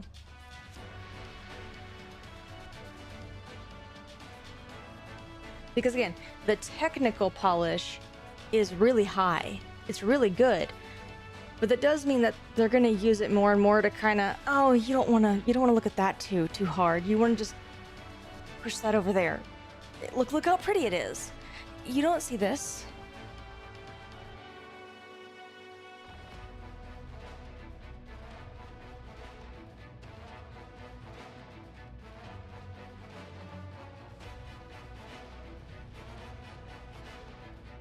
And again, you're seeing it a little bit with how fast they're resolving generations-long conflicts between man and beastmen in Eorzea.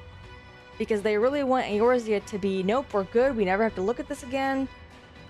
Eorzea's good. Eorzea's problems are solved, and now we can go look at other places and fix their problems. But honestly, they could have left those sit. They could have let them be more interesting than that.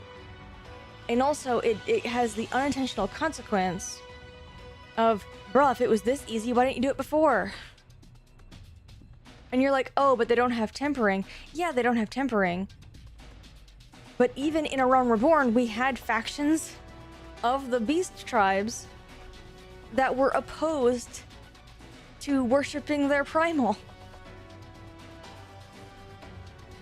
Why could they not do this before? Yeah, like shit like that. So it makes A Realm Reborn look bad by adding that to Endwalker, or I guess the prep to Endwalker post Shadowbringers.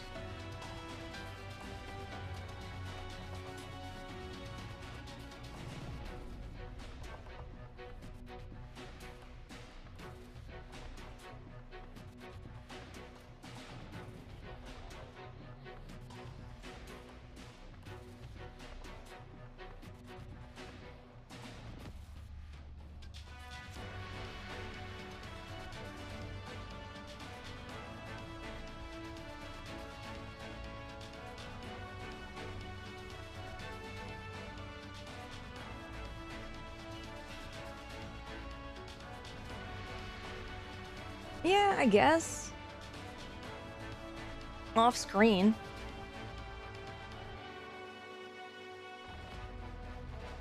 Let's talk about the kobolds. I mean, yeah, but that's but note, Sharlayan is away from Eorzea. Sharlayan has specifically distanced themselves from Eorzea and therefore are not included in Eorzea's problems. Yep. Again, we're gonna shore up Eorzea real quick, so now we can deal with Sharlayan. We gotta go over there and fix their shit now. We can't be thinking about, oh, but what if Eorzea is having an issue behind us? Which is wild, because they didn't seem to do that before. Like, before they were just like, oh yeah, they're still fighting Garlemald while you're in the first. Like, all of these issues are still happening, it's just, you're dealing with this other thing right now and so can't see it. Like, that worked just fine in Shadowbringers. I don't know why they felt the need to do that.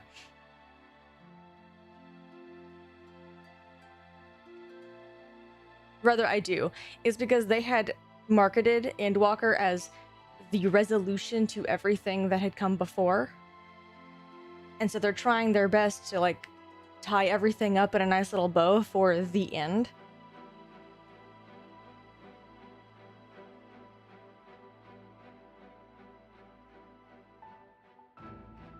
They did say that right now they kind of were going alongside of each other.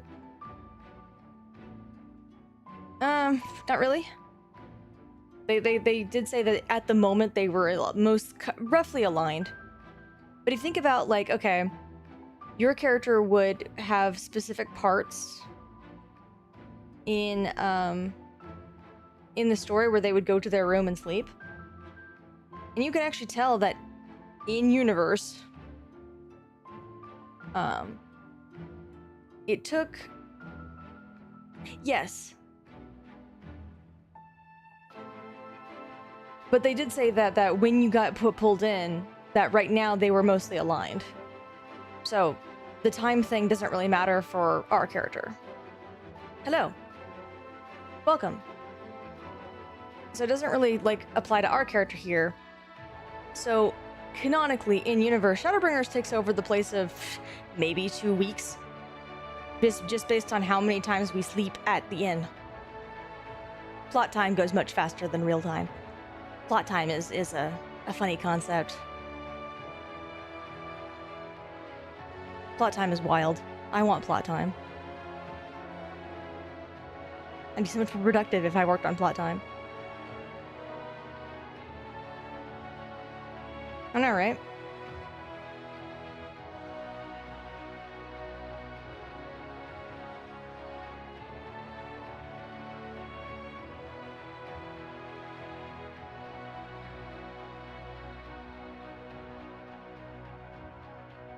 Man, it's not even that. So, if you look at, like, the span of time, right? Or hell, we can use Shadowbringers as the example because I am talking about Shadowbringers right now. So while you're in the first, you bring back Night across all of Norvrent, get rid of every Light Warden, dethrone Vothri, get Yulmore back set up to being a nation that runs. Transition the Crystarium from one kind of government to a different kind of government.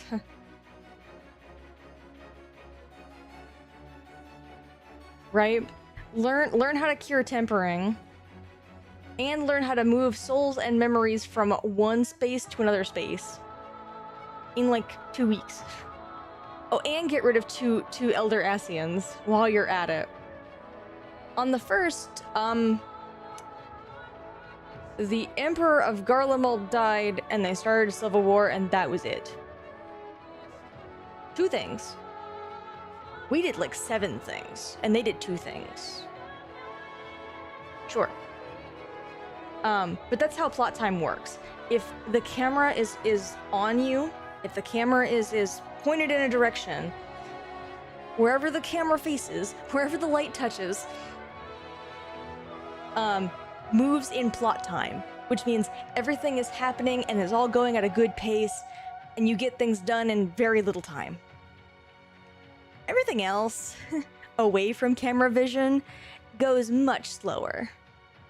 Less things happen. Hell, you can use, I guess, the Star Wars, like the newest trilogy that no one liked. You can kind of use that, because during plot time, you know, your 3 main characters of the original trilogy do a lot of things in the actual movies. But then when you meet them up again, each one has done like either 1 to 3 things. I think Leia's been the most busy, and even then, she's not that busy.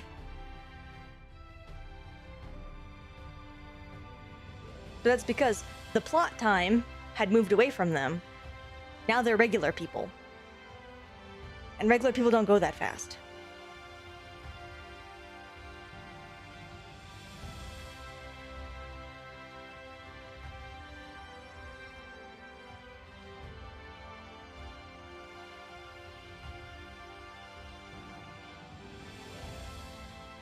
So yeah, plot time is a fun concept. It's because they want, like, when you write a story, you want things to be moving, and it's not necessarily they have to move fast, although right now the trend is we gotta go fast. But at the very least, things need to be happening and moving forward. You have to have a feeling of progression. So naturally that means that plot time is faster than regular time, because let's be real, in our world, you might get done with like maybe 3 things a day. But an action hero, or even just a regular like movie hero, gets 3 things done in an hour.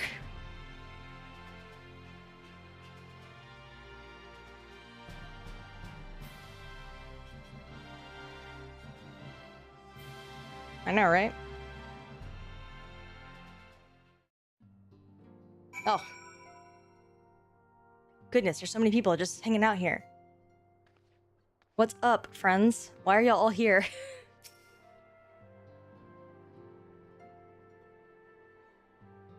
I didn't know.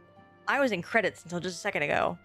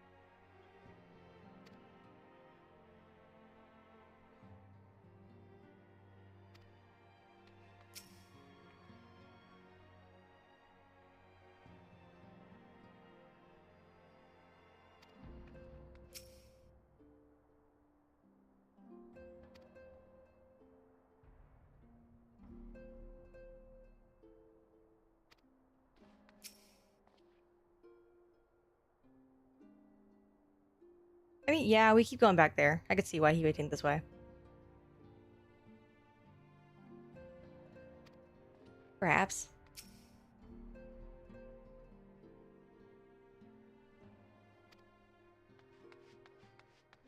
Anybody here? Have they all gone off and done their thing? They've all gone off and done their thing.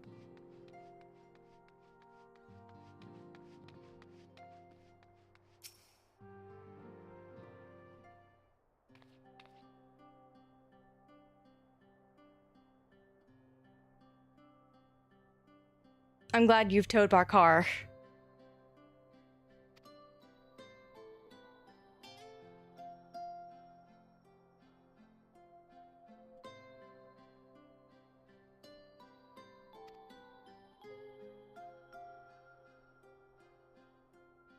Hang on. Where is the Cartano Flats? In relation to both Ishgard and Mordona. And there's no way it's in the same direction.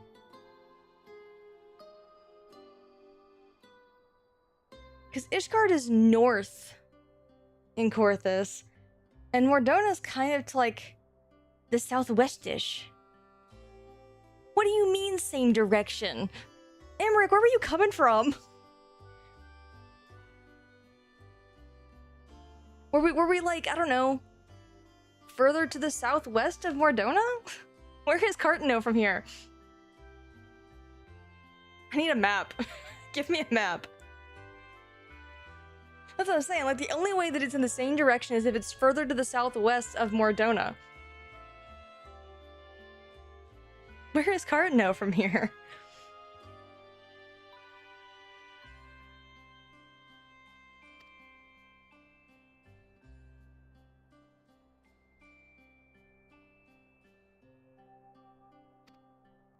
Maybe more just straight south, but still, it would be south of Mordona. But I thought south of Mordona was literally like, I don't know, Gridania. No, wait, yes, no, yes. Hang on. I need a map. I'm gonna look this up. I'm losing my mind about it. I can't even with these people.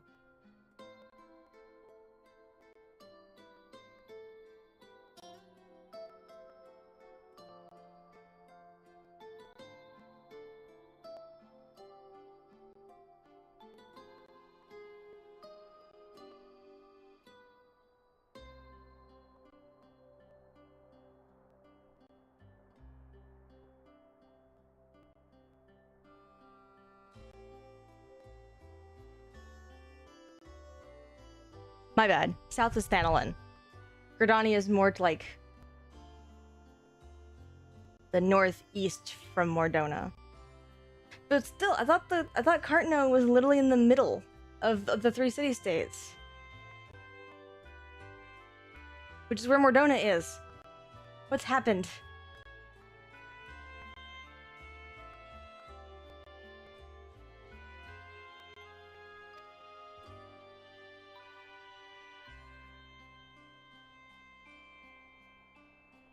Can't find it. Like, cause I'm looking at like the world map of like the original world map of Eorze. It's gotten bigger since then. Don't look at anything more than that because you start to see spoiler things. But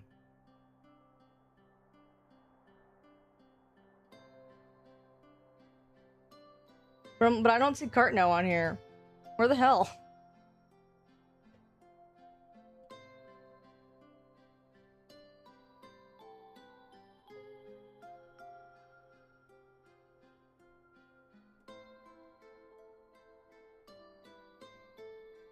I'm over here going, but world building is important, guys. To this fantasy universe in which they don't pay attention to world building. Never look at the worlds of Final Fantasy. It's cursed.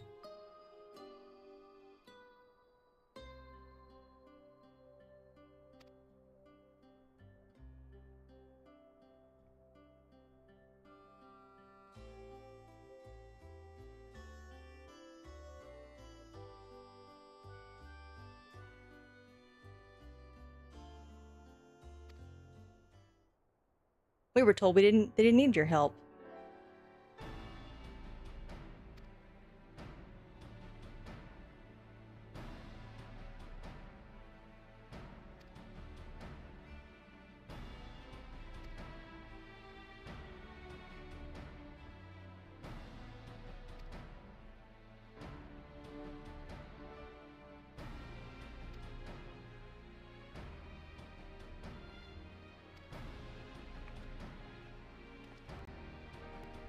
Oh man, Eorze can fight their own battles now. You go worry about the world-ending threat. Off you go.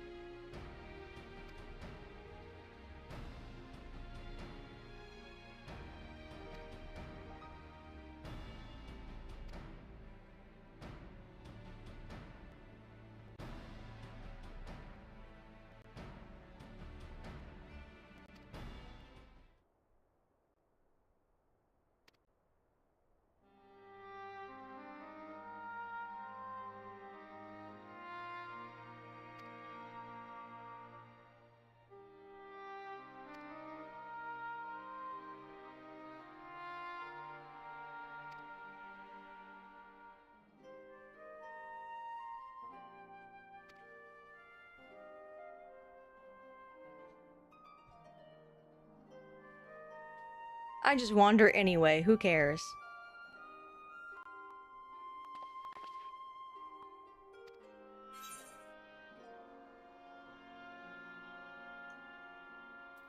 That was pretty funny.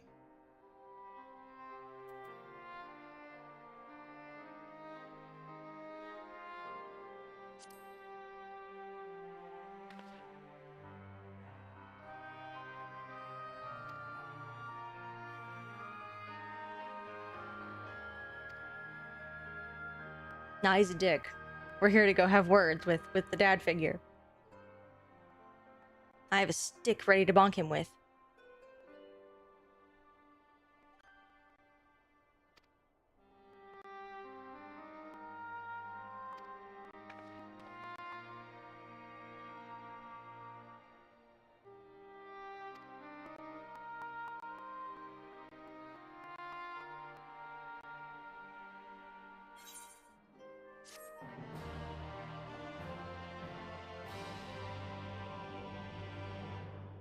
I've learned to shush people.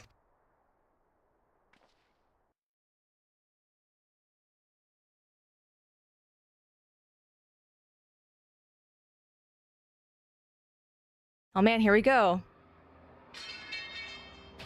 Watch him again. What's he do?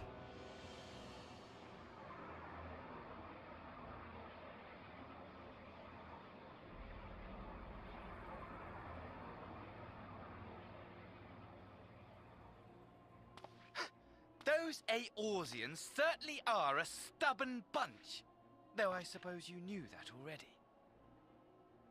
My plan to redirect the ether from Cartano came to a rather less than satisfactory conclusion. It was, in many respects, an abject failure. Which does, of course, raise the question of where we are going to procure the requisite amount. The obvious solution would be to draw on resources a little closer to home, though that would require our dreamer to dream a trifle more deeply. So be it. The dreamer will not complain. Then let us begin the preparations at once. With the gateway of the gods complete, all that remains is to gather the necessary ether, and our prize shall be within reach.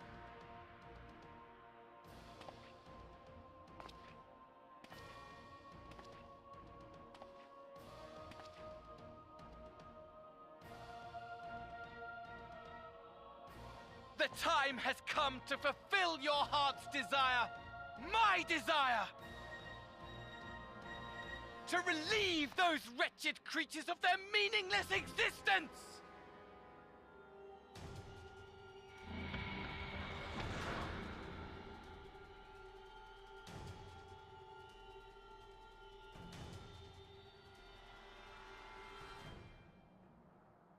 While I await you, I shall drink a sea of souls and gorge myself upon the darkened moon.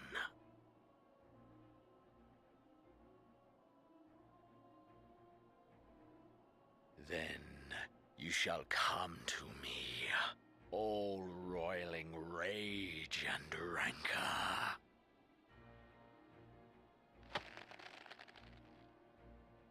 And the stars shall bear witness to our final contest.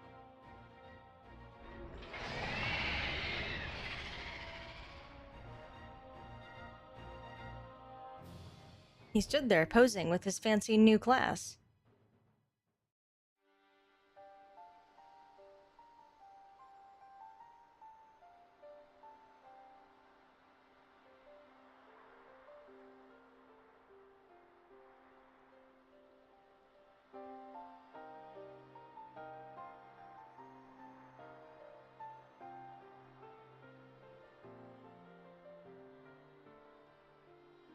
As I thought, the ethereal currents have been disturbed here too.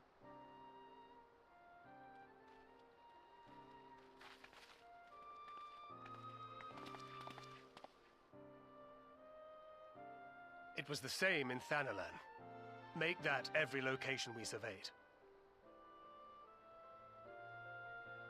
and the strength of each current has diminished dramatically, far more than could be attributed to a natural occurrence.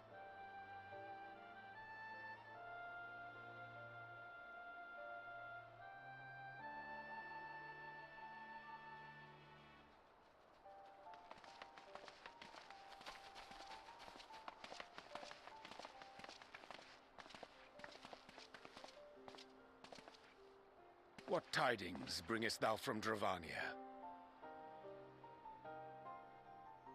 We took a number of readings, and noticed that the closer we were to the tower, the lower the etheric density became. In short, the towers are drawing upon the land's ether, which would explain how they were able to carry out the summonings.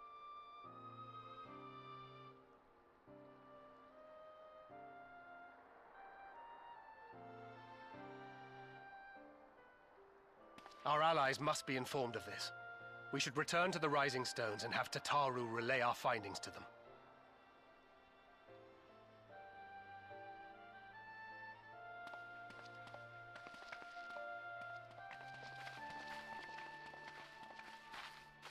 Hear me. Hear me. Hear me. Hear me. Darkness comes, and with it, the end. The fate of the star is in your hands.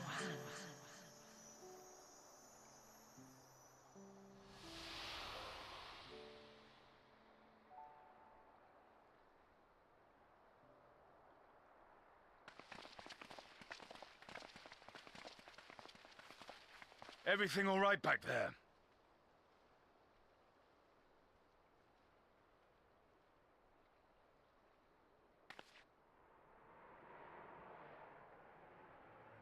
You see how our character didn't bother to say anything?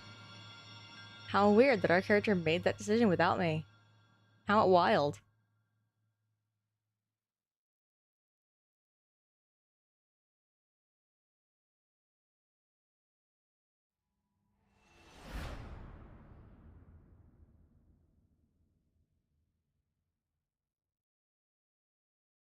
That's something I do like. I do like that more and more our character is becoming a defined character.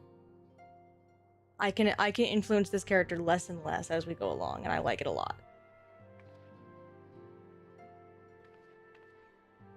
Now, obviously, that is for Endwalker, so we're not going to touch that right now. We're going to end the stream here, and we will be back with Endwalker next time.